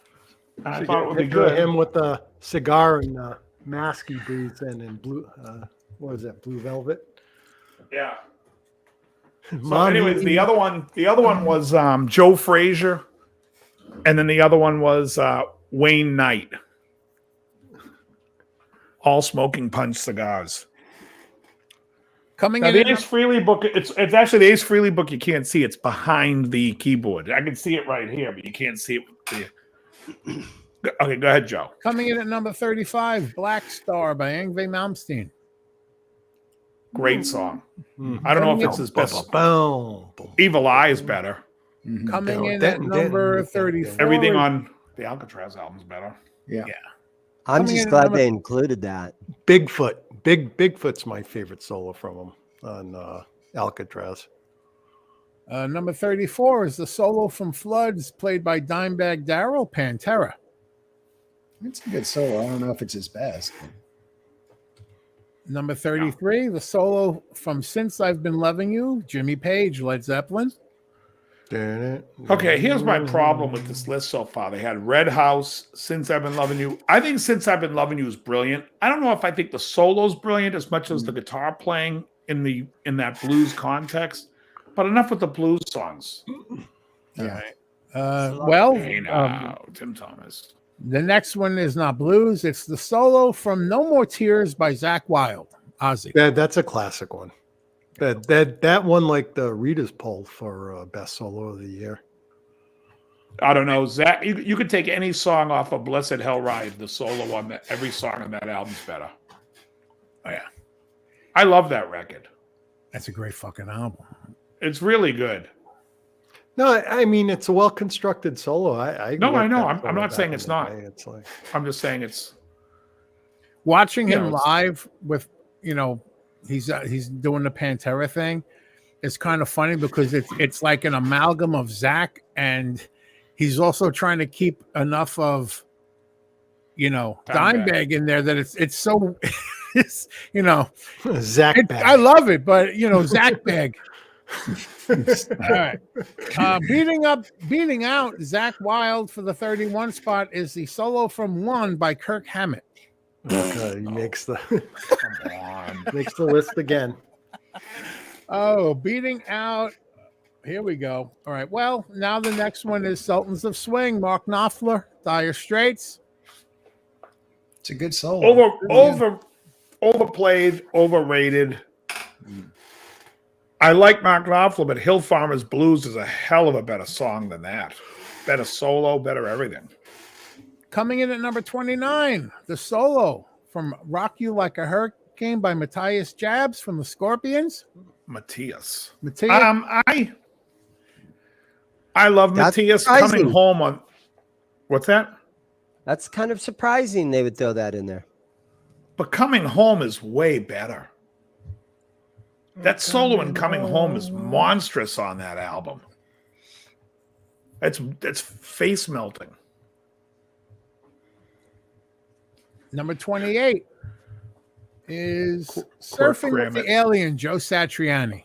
Yeah. Hold on. Let me just ask. I got to ask somebody here if that should be in there. Hold on. Let me see if I can find him. Roger, should that solo be in there? No. No. Actually, that isn't even the best on that album. I mean, I like Surfing with the Alien. No, it's not. It's not the best on that album. No. That album's good. Don't get me wrong. I do not dislike. Crushing Day. Great song. Probably. Yeah. I wonder if there's going to be some Joe Perry in this list. No, He never makes any list. You'd think he should. you shouldn't. For a solo? What's his best solo? Same Old Song and I'm Dance? sure he's on here somewhere. I'm joking. That was Dick Wagner. Train Kept a Rolling. That was Dick This Wagner. is a and top Steve 250. Well, He's nowhere near any of it. Pretty funky. Hunter. No, I'm telling you, he won't be. No. Okay, so we got right above Surfing with the Alien at number 27, the solo from White Room by Eric Clapton, Cream. Meow, wow, waka, wow, wow. It's not as good as Tales of Brave Ulysses. I love that song. Oh, I do too. Tales of Brave And I also like Swarbler. Strange. Yeah, she walks. She walks like a bearded rainbow. Yeah. Yeah, it's a great song. Come to me in the morning. I love that tune. Coming in at number 26 is Randy Rhoads with the solo from Crazy Train. Okay. Yeah. It's Tommy, a great solo. I don't think it's his Beneath best. as one of these nights. That's a great solo. That's up there in the top for me. But what do you think Randy Rhoads, before we go on, what's Randy Rhoads' best solo? Mr. Crowley's up there. I was just going to say. Yeah, Crowley. That's what I was going to say. Crowley. Both solos. Mm-hmm. It's just well constructed and fucking fits the song perfect. Yeah. I'm watching him do it live because they have that late night show he was on. Oh, After Hours. Yeah, the After Hours. That's just beautiful. Yeah. And that's another song that has two solos. It's got the one in the middle and then the one at the end. Yeah, Oh, and I thought what happened that was was the one- outros. It was great when outro solos were better than the other. It's like, no, turn it up. They Look at Rosanna. on the US Festival, that's the solo when I was watching Jake E. Lee, and I was like, wow, he's playing like he didn't like there was a certain section where he was playing it his way. Mm-hmm. And I was like, it's still cool and yet he still had the vibe of what Randy did. I thought it was great. One of my favorite Randy Rhoads solos was from a B-side of a 45 I had gotten. The song was a live song called "You Said It All," and at the outro, he's just going fucking nuts. You don't want it, and it's getting lower and lower. And I'm making the stereo go louder and louder, going, no, don't take it away from me. Number 25, we're at the top 25, is a solo in "Lazy" by Richie Blackmore. Deep Purple. No, again, another blues number. Yeah, I got one thing I want to say about great guitar players don't always copy other great guitar players very well. Because if you listen, there was a band called Living Loud, and it was Bob Daisley and Steve Morse, and I think Ian Gillan maybe, or something like that. But anyway, they did these Aussie songs, right? And so it's Steve Morse playing Randy Rhoads. Right. And he did none of the solos that Randy did. He did his own thing, and they just do not fit the songs at all. I mean, yeah, Steve's one of my favorite players, man. I mean, he's incredible, but he just cannot fit his style into those songs, man. It just doesn't sometimes work. the solo is a continuation of the song, and it takes you to an even better spot than where when it started. And then but some solos are a break for the lead singer to catch his breath. Yeah. The very cool thing that Jakey Lee was doing, though, he was hybrid picking. And I was like, who the fuck hybrid picked back then? Yeah. He's picking, and he's using this finger to pick the high E string, and he's doing like this real, and I was like, man, this guy's okay. Yeah. And then I saw this movie called Thinner, and there was this heavyset gypsy woman, and I'm like, boy, Jakey Lee's really let himself go. Coming in at number 24. By Joe Satriani. I would take credit. I should take credit for that joke. That was John Bingham's. Okay. That's an old one between us. He always says, I like Jakey Lee before he was a heavyset gypsy woman. All right. Something to that effect. 24 was Satch Boogie by Joe Satriani. Again, not the best one on the album. It's like I like Circles. That's finally. Yeah. Finally getting mentioned on a list is, well, not Dwayne Allman, but Dickie Betts with Dwayne Allman, the solo from Blue Sky by the Allman Brothers Band. All right. How about the guitar player from Saxon? Is he going to make a... No, but Metal Church is solo, number one. First of all, let me just say this. I love Blue Sky. I think they do a killer job on the intro. I always hated how they did it live. I could tell you, I've listened to the song 100,000 times because we've done it in lessons over and over. I don't know that I could sing either solo. If somebody would have go, here's the solo note for note and just made up a solo, I'd be like, awesome. That's it. I would have no idea. So how the fuck does he get that as the best solo? I can't even. I've heard the song a million times. I couldn't sing it back. It's noodling. You're going to have a few upsetting you coming up. Trust me. Oh, if Jerry Garcia's on this motherfucking list, I swear. I didn't even look for that. Well, Uli Roth's not going to be on there either. Coming in at number 22, the solo from "Shine On You Crazy Diamond," David Gilmour, Pink Floyd. I got no problem with anything David Gilmour. It's fantastic. Yep. It's fantastic. I love that. What part is that solo in? Part one? At the beginning. It's 1 through 5. Oh, the very first one. The very first one.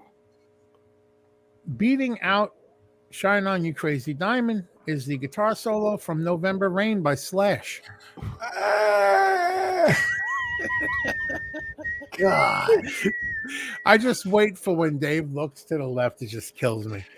The problem, like I said, if all of a sudden tomorrow they said we were removing all Guns N' Roses and Metallica from the radio, I'd be like, what?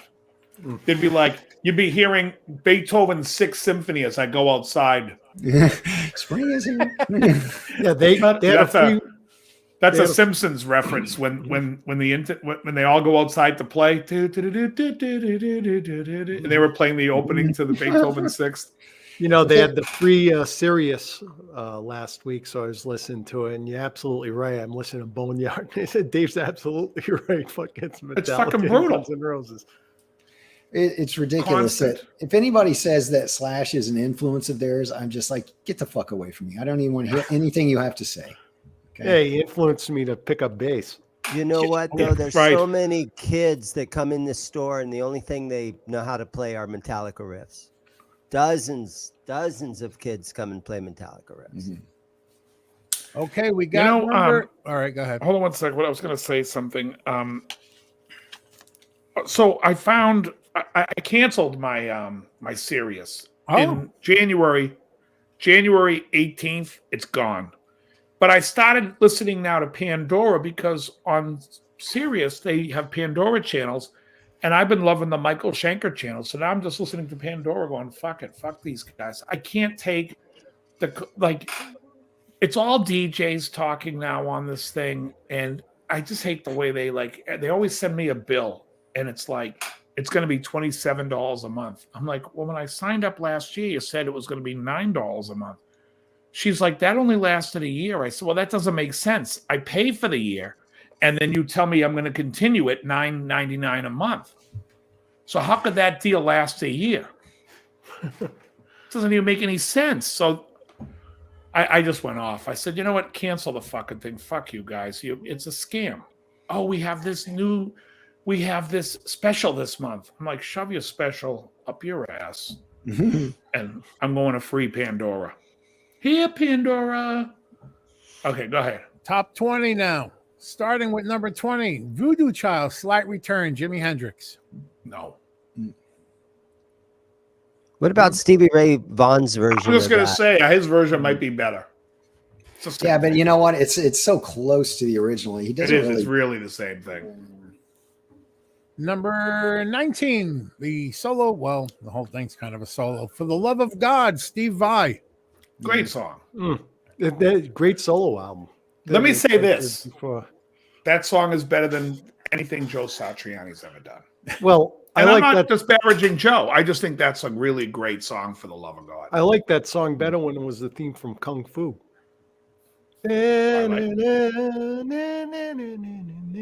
Wow. You know, that's you never even put that together. You're right. It's very similar. Coming in at number 18.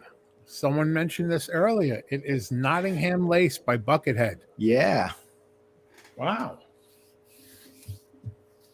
Beating out Buckethead for the number 17 spot. Cliffs of Dover, Eric Johnson. I like that tune. Great song. Yeah. His best. The best version of that song is when he did it on Austin City Limits. Agreed. Yeah. And Trademark on that same album's a really good song. He also was wearing a marching band outfit. Yep. I believe. Not for the one where he played Cliffs of Dover. Well, he probably did it on both of them, I think. But the one he did, the very first Austin City Limits he did, was the best version of that song. And coming in above those at number 16 is the solo from Sweet Child of Mine by Slash from Guns N' Roses. It's really embarrassing.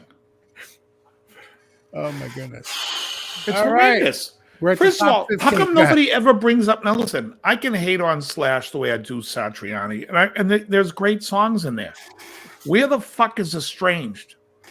That's Slash's best thing he's ever played in his whole life. Where the hell is it? Number 15. Right. Eric Clapton and Duane Allman with the solo from Layla, Derek and the Dominoes. Nope. That's out of tune. Agreed. Here's one of my all-time favorite solos. Time. David Gilmour, Pink Floyd. Fantastic. Did he ever play a bad solo on any song? No. Well, it was earlier. Adam Hart, Mother. I don't care for anything pre-metal. Yeah. The early English sounding shit I don't care for. I got a great David Gilmour solo you guys might not have heard. There was a song he did with Brian Ferry. Remember him? He did a song for the soundtrack of the movie Legend, and it was called Is Your Love Strong Enough? and David Gilmour does the solo on that song, and it's fucking great. Oh, really? I'll have to check it out. Yeah. Coming in at number 13, Little Wing. Jimi Jonathan Hendrix. McCulloch, I'm with you on Dan Huff. I love Dan Huff. Good. 13, Little Wing, Hendrix. No. It's a nice song, but yes, the solo's not great. It fades out before the solo even starts. When Cries Mary is probably one of his better solos. Coming in at number 12, Mr. Crowley. Yeah. All right. Randy Rhoads. Not top 10, but 12. Okay. Coming in at number 11, I love this solo. Don Felder, Joe Walsh, The Eagles, Hotel California. I like One of These Nights better. I think, not only do I like One of These Nights better, I think Felder wrote both solos in that song. At Hotel. I know Walsh plays one of them, but on the demo, Felder played the whole thing by himself. And when they changed keys to B minor, they were like trying to come up with a solo, and Henley wasn't having it. He's like, no. You play this solo that's exactly on that demo, but in a different key, which was all Felder. Okay. We're at the top 10. Coming in at number 10, the guitar solo from 25 or 6 to 4, Terry Caff, Terry Caff. Yeah. Chicago. Fucking awesome. You know what? The live solo is better than the studio. The live at the Tanglewood. Yeah. Number 9, the solo from Cause We've Ended as Lovers, Jeff Beck. No. Stevie Wonder song. Number 8. Sarita actually recorded it first. You know what? The song actually has lyrics. He just plays the melody. That 25 to 6 or 4, isn't that just a lot of noodling too, though? Because it's different every time he played it. Isn't 99% of solos just a lot of Isn't noodling? I mean, is there a written It's all solo noodles that to you me. play every time, or are you allowed I would to agree. noodle and I'm look going at a to solo? side. I'm going to side with Dane on this one. I think you're somewhat right. I don't know if there is a written thing going on there, but it doesn't sound. It's a little jam bandish. Coming in at number 8, the guitar solo from Highway Star, Richie Blackmore, Deep Purple. Tommy, Stevie didn't record it. His wife did. Sarita the year before Jeff Beck did. So what was? I'm sorry. What was that last Number one? 8 was Highway Star, Richie Blackmore. Oh my God, I hate that solo. Really? Is that the one that goes? Oh my God, I fucking go At least nuts. it's written. It's a written solo that he played every time they played it. That's Unwrite it. Somebody have an eraser, please. Number 7. You don't even name. You don't even need to say the name of the guy who played this. We'll all know it. Eruption. I was going to say, Alan. I mean, Who played Alan? I've heard so many guys multiple times, even Randy. I And know. this is the first time I was like, what the fuck happened to Edward, man? He's not anywhere. So He is at number 7 with Eruption. Coming in at number 6, Texas Flood, Stevie Ray Vaughan. No, I wouldn't put that over Eruption. I don't even know if Eruption's Eddie's That's what best. I'm- I like Spanish Fly. Well, I don't even know if that belongs in here because everything else is like part of a song. That's just a solo guitar piece, So Yeah, I would say anything, I mean, even like I'm Ice the Cream One. Man But or it I'm the does One, say yeah. greatest rock guitar solos. That is the solo. It's It the whole is. thing, but Yeah, I know, but everything else has kind of been part of a I song. know. Coming in at number, we're at the top 5. Good thing, because Top five, folks, I got to top put five. Mikey to bed in 9 minutes. all right. Because after that, I want Dane to show that strat he got, so we can. And I'll make you the big Coming in hammer. at number 5 is the guitar solo from a song called "Maggot Brain," played by Edie Hazel Funkadelic. Eddie Hazel. Eddie Hazel, whatever. Never heard it. Never heard of what- Maggot Brain? Maggot Brain is a guitar solo on the 1971 album called Maggot Brain. There's some great. In fact, did you guys ever see the commercial for WhatsApp? And you hear, "Can you get? I want to know. Can you get to that?" They actually play "Can You Get to That" from the same album in their commercial. Maggot Brain's great. It's nowhere near that. Should be. I'd put that in the 200s. If you're going to listen to a fucking guitar solo for Funkadelic, "Get Off Your Ass and Jam" from Paul Warren playing guitar should be there, but not the Eddie Hazel one. Eddie Hazel also wrote. Remember, I was telling you a couple of weeks ago. I said I couldn't think of the name of the song. It's "Shaky Ground." Standing on shaky ground by Delbert McClinton. He wrote that. All right, moving on. Coming in at number 4, I have to think everyone's played air guitar to this at some point in their life, is the guitar solo from Freebird, played by Alan Collins, Leonard Skinner. The endless Wheatlers. I think Sweet Home Alabama. It's all right. It's all triplets. You know, it's not nearly as good as "I Know a Little." The intro solo to "I Know a Little" has that by the balls. Even the solo to "Sweet Home Alabama" is better. It's concise and part of the song. It's fucking great. The Freebird sucks. Go on. Oh, I like that. It's a good song, but I'm saying the solo, it's just noodling. Coming in at number 3, "All Along the Watchtower," Jimi Hendrix. That was bound to be there. No. It sounds like he's got a volume pedal on. It fades in and out. It pans left to right. What is this song? And The guitar solo all along the Watchtower by Hendrix. That's number 3. It's only high up on the list because Dylan wrote the song. Coming in at number 2 is the guitar solo from "Stairway to Heaven" by Jimmy Page, Led Zeppelin. It's a classic. It's solo. great. Classic. Iconic, great. Yeah. And I have to tell you, if there was going to be a guitar solo to beat that out and to be number 1, I got no problem with this. Let me think. Yeah, let me think. What would they say would beat "Stairway to Heaven"? Who's Crying Now by Journey? No, that it's got to be an icon. First of all, that should be way high on the list. Like it should have been in the top 5. That's such a great one. What would be? This has to be an iconic song. Oh, yeah. You Shook Me All Night Long. No, it's going to be something more iconic. What genre is it in? Even to today, you see people playing it on TikTok every 2 fucking seconds.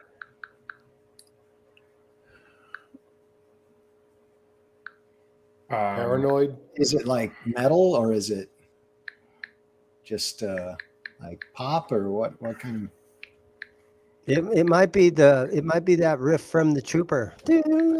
Damn, no one's even near it. Well, give us a clue. I can't give a clue without giving it away. Sure you No, can. it's No, gotta that's be. what I'm asking. Is the song over 6 minutes? I believe so, yes. Okay, that's what I figured. I figured it's got to be like an iconic song. But see, I would have said "Freebird" because that's in the same vein as "Stairway" that ends with the solo. Maybe it's Frampton Talkbox solo. No, it's not. Do you feel like we? It's not going to be Frampton. "Comfortably Numb" is probably the good answer. McCulloch said. Oh yeah. That's The Wall or Another Brick in the Wall. Comfortably Numb. "Comfortably Numb" would be the answer. They've got it. They've got it. Well, I didn't. Jonathan McCulloch said it, and I said comfortably numb. And that's B minor pentatonic all the way through. He stays in You the say same A minor? position. B minor. Yeah, B I minor. did. It's B minor. Yeah, B minor. He stays right there on the 7th fret Yeah. through the So whole now, thing. where was? Oh no, he where goes. He comes up. He comes up to here. Well, no, he goes up high because he comes up and he goes up. Yeah. Right. Right. So like, no. Yeah. So it's And then he's finally like, Oh no, the first it's here. Oh.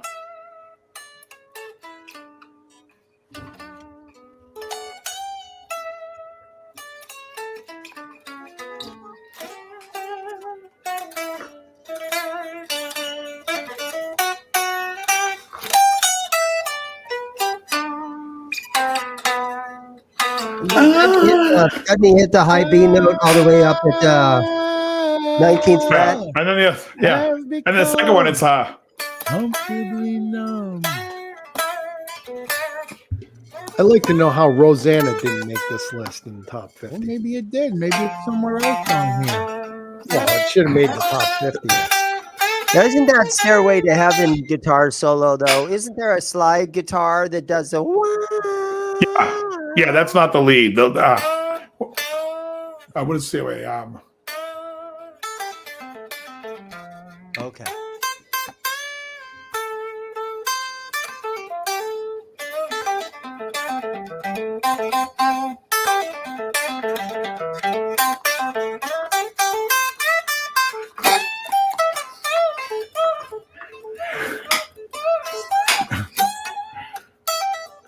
Plug the fucking thing in one night. What? That's when. What key are you playing in? That's A minor. Yeah. So it's just an A minor pentatonic Yeah. lead all the way through. Then that's yeah, Comfortably Numb's a great solo. I don't know. I think Crowley's top 5. Mm-hmm. I think I'm the One should be up there. Yeah. Or what's one that goes down, down? By who? Maybe I love the solo he does in the Cradle of Rock. And then he goes like at the end, Isn't that You've seen Judas Gage. Yeah. Yeah. it's not Romeo Delight. It's Oh, that's the greatest. What about Tooth and Nail by Doc and the Ho?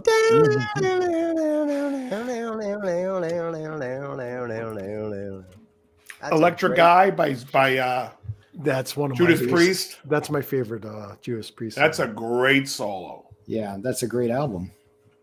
Yeah. There's Oh. 3 Judas Priest on this list. 82, Beyond the Realms of Death, Glenn Tipton. No. We've got number 106 is Touch of Evil, Glenn Tipton. Jamie Fisher, Women in Love, whole song is right, you're Touch right of about Evil. that. And That's also, on it was just Painkiller. 106, yeah. Yeah, There's, what's the there's other no one? docket on this. No. Kid Charlemagne. But, You're right. Kid coming in- Charlemagne should be up there. Don't Take Me Alive should be up there. Coming in at number 106 was 108. Some was Larry the Carlton. solo from Mean Street by Eddie Van Halen, which was beat out by Johnny Be Good by Chuck Berry. Oh, well, that Johnny Be Good is What about, was it Right. Larry Carlton that did all the Steely Dan stuff? well, the ones he's naming. The Kid Charlemagne and Don't Take Me Alive was Larry. Some of those, there was some great solos by Walter Becker played. Some Elliot Randall did. No, And Skunk. no, that's Elliot Randall. Mhm. That's Elliot Randall. Skunk did My Old School, and he did Ricky Don't Lose That Number. Yeah, we do. When we play acoustic, we do. What's it called? We do Reeling in the Years on acoustic, and that's tough. What's your favorite Uli solo, Dave? My favorite solo from his whole career is "I'll Be There" on the Beyond the Astral Skies. I also love Chaplin and I on Firewind, but if it's a Scorpion song, I have to pick Sales of Sharon. Probably just that intro solo. Oh, yeah. Amazing. But Mine I gotta get from, I gotta get Mikey in bed. Yeah. I'll be right back. Beyond the Astral Skies. What's that song? The Icebreaker? In there? I like this song. Melt the ice. Yeah, the Melt solo the in ice. that's Yeah. pretty cool. I saw yeah. that tour, Dave. Oh, you did? Yeah, he came when I was in Austin. He came and played a bar, and it was he was still playing Strats. He wasn't playing the Sky guitar yet, and Right. He had these backup singers that looked like truck drivers. Man, they were like these big fat guys, and I was like, "What the fuck's up with them?" But Oh, that's hilarious. Hold on, I gotta keep talking because I'm gonna just boot him up. one of my one of my favorite solos by him was "Cast Away Your Chains." Oh, that's another good one. That's on the Firewind also. Okay, so this here is a deluxe Stratocaster. I'm going to guess the year the font is in chrome, right? Yes, the font's in chrome. The abalone inlays are the giveaway. Baloney. Now I'm going to guess. Keep going. This is a Sienna Burst or Cherry Sienna Burst, whatever the hell they call this thing. There's my favorite bridge with the pop-in arm. Do you have the arm? It's probably the pickups were changed. That doesn't look like the pop-in one, is it? It's a pop-in. It's a pop-in. Trust me. This is a deluxe guitar. See the button on the volume, Krell? Yep. That's the shitty S1 system that came on the deluxe. Oh, okay. And that pick guard is not original. That's the person put this pick guard in with these pickups. They swapped the bridge. All right, we're gonna see the back. I know it's got the cutaway there.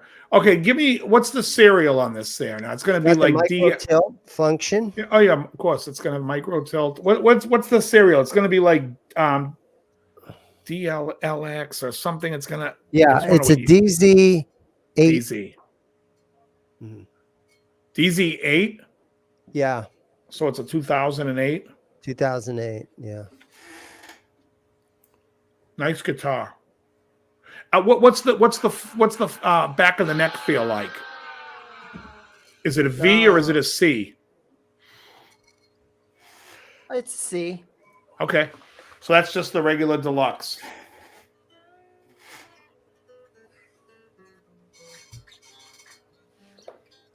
Feels like it's got 10s on it.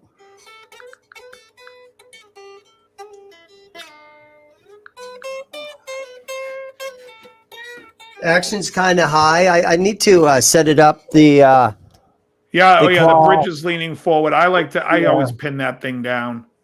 Yeah, the bridge is and let me too see. far Let me forward. let me see the bridge. Let me see the No, let me see by the 21st fret, 22nd fret. Let me see what the action looks like. Oh, it's high. Yeah. It's not terrible. The bridge might fix that. Yeah. Not bad. How's these frets look underneath our cowboy chords? Yeah. I see a little bit of wear under some. Well, these frets are going to be the gummy frets anyways. They're terrible. I would tell anyone who has a Fender in that era to swap the frets. Get a fret job even if it doesn't need it, because then you'll never need it. This one here. What do you value it at in a used guitar shop? What would you price it at? $1,300. Nice. I don't know. You'll get it. You might get $1,000. Okay, this is the. I know, right? Yeah. So this here is the same. This is a 2006, I believe. 2005. But I swapped the pickups. I took out the S1 switching. And it's got stainless steel frets. And I don't think I put the second string tree in. I may have.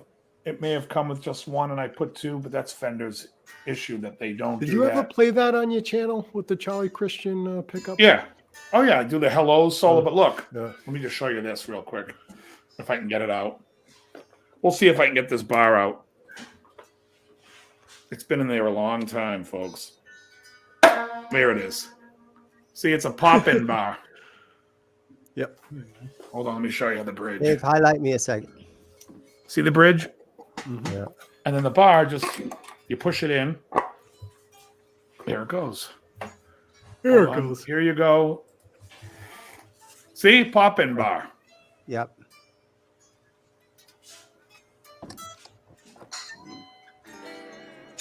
Well, push it in. Push it. Did you push it in? Because it should click. There it goes. There it goes. Yeah. That's it.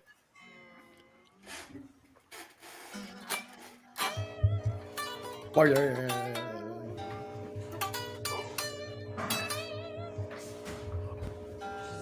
Now.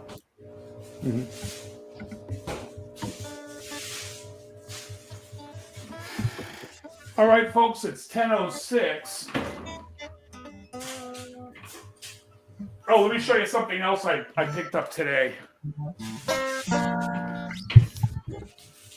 I picked this up today. Devo. It's the Devo in the Satisfaction outfits. Are those Now Pop he's up here Funkos? yeah. Now he's up here with Devo Whippet, Rob Halford, ZZ Top, and Eddie, and Gamera. I had that Gamera. Ah, Gamera's the best. Gamera's fucking awesome. Gamera.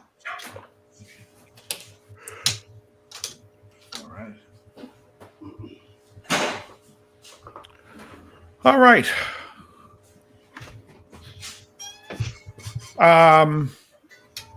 Joe, let me just. So, if you go, do you have the cigar page open? Yeah, actually, I did. If you go to it, go to click where it says today on the top left. You'll see today's deals. When you click the three bars on the top left.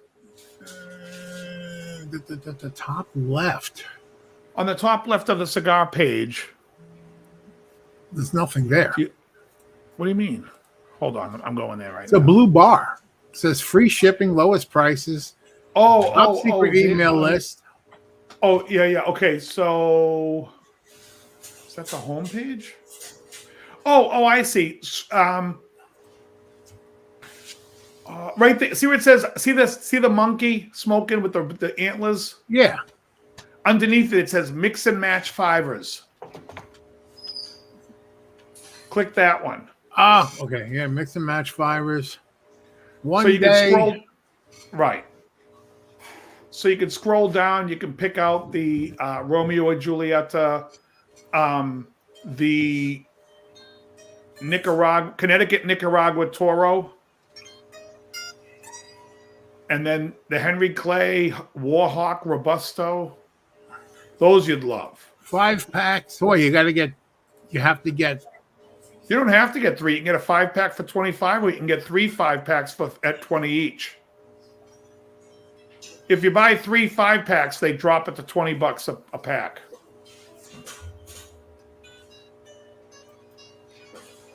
Just food for thought. You get a day to kick it around. Yeah, they always have these sales every other day too. They don't stop.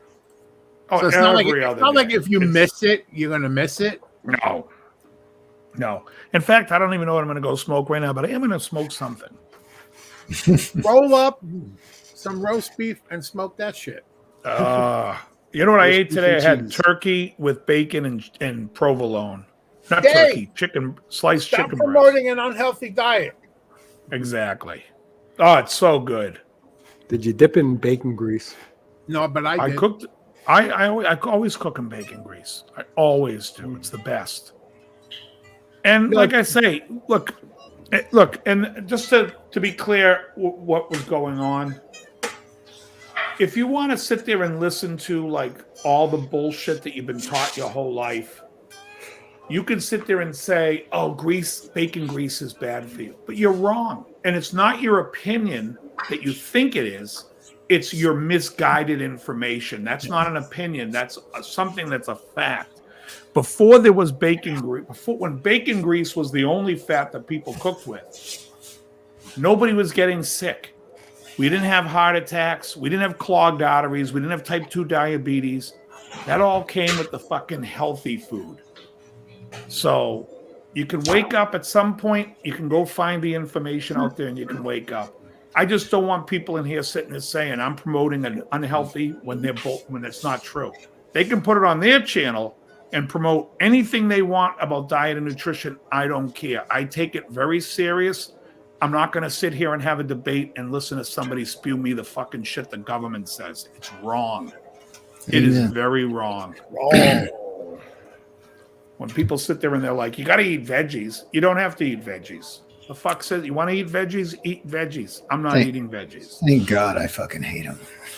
Yeah. You want to eat fruit? Oh, you have to have. People said to me the other day, oh, you have to have some fruit. Oh, I do?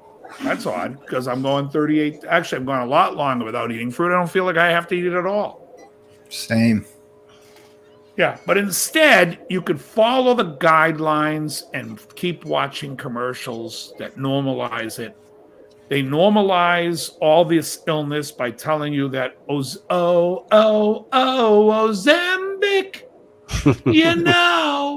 they're fucking selling shit. You know, it's horrible when selling- one of those fucking jingles gets stuck in your head. Well, that's Magic by Pilot. They just Fuck. changed the lyrics. Good bass But it's riff in And then they that. got that other one, Down with Elsa, and my fucking earworming me all fucking day. The thing is, exactly. They're trying to normalize that this is normal. When, if you go into my, if you go on my Facebook, well, you wouldn't know it's my Facebook, but just go into Team DL Carnivore Nation on Facebook. You can watch any of those videos where cardiologists are talking to you about the real shit. You can watch the movie Fat Fiction, but you can really find out from real doctors who are willing to stand up against the bullshit. Because I'll tell you right now, you go to your doctor, if your doctor tells you that fucking bacon fat's bad for you, I would fucking tell your doctor to go pound sand and get a new doctor. Now, Dave, where do you stand on when you have the bacon? Do you have anything against the nitrates in it?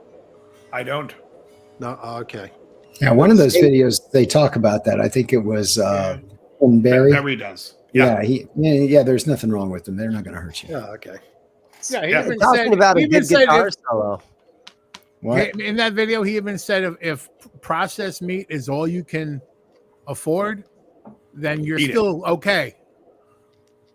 Yeah, you're better off eating that than eating carbohydrates, sugars, flour, and unsaturated fats. I was just thinking about that guitar solo in Magic by Pilot. That is a super good freaking really fun. guitar solo. Oh, it's a great song too. It's got a little wah-wah pedal action going on.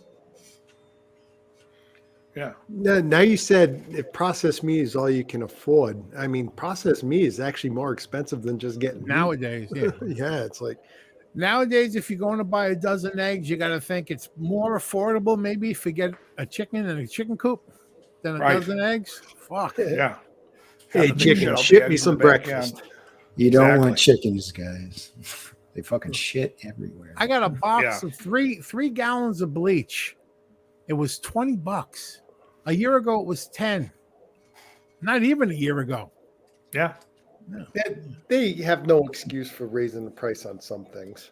It's like it's because consistently I get chicken on sale. I still get my chicken breast for $1.99 a pound. I stock up on it. And it's supposed to be the avian flu and all this stuff and eggs going through the roof and so how is it that they manage to friggin' chicken wings and chicken breast every now and then $1.99? Well, the funny thing is I saw a video. How the news is reporting that Russia is really feeling the sanctions. And someone who lives in Russia says, well, I saw this video, so I thought I'd see what it's like at a Russian grocery store. Stocked head to toe. They bought shit that's costing us about $25 to $7 fucking dollars. I'm like, comrade, let me the fuck in. Right. Fuck, comrade. Who's keeping up with Monday Night Football tonight? My Cardinals are playing right now. Are they playing the Patriots? You got an update? I can get one. Cardinals, I think it's New England. Yeah, the Patriots, as I said. Yeah. Yeah, they're tied. 13-13 right now. Quarter In the after third 10. quarter. I'm about to fucking die. All right, everyone, we're calling it. We're calling it. We'll see everybody next week. It was a great show. Everyone, thanks so much. Matt, thank you. Dane, thanks so much. Krellbaugh, thanks. Joe, happy birthday once again. Thank birthday, you, Jeff. everyone. And Thank you guys for having that's me about on. it. Oh, thanks for being here. If anyone is interested in, let me just put this here for a second. If anyone's interested in that guitar that he just showed, here's his number. You can reach him at to call him at the store. It's a beautiful deluxe Strat. The price now is $1,400. Get it while it's low, folks. It's going to keep going up every minute. All righty. All right. Yes. Thanks you, Michael JB. All right. Thanks everyone for hanging out. And putting up with our nonsense. We appreciate it. And the list. Very good. Very good. Okay, goodbye, Ted. Goodbye.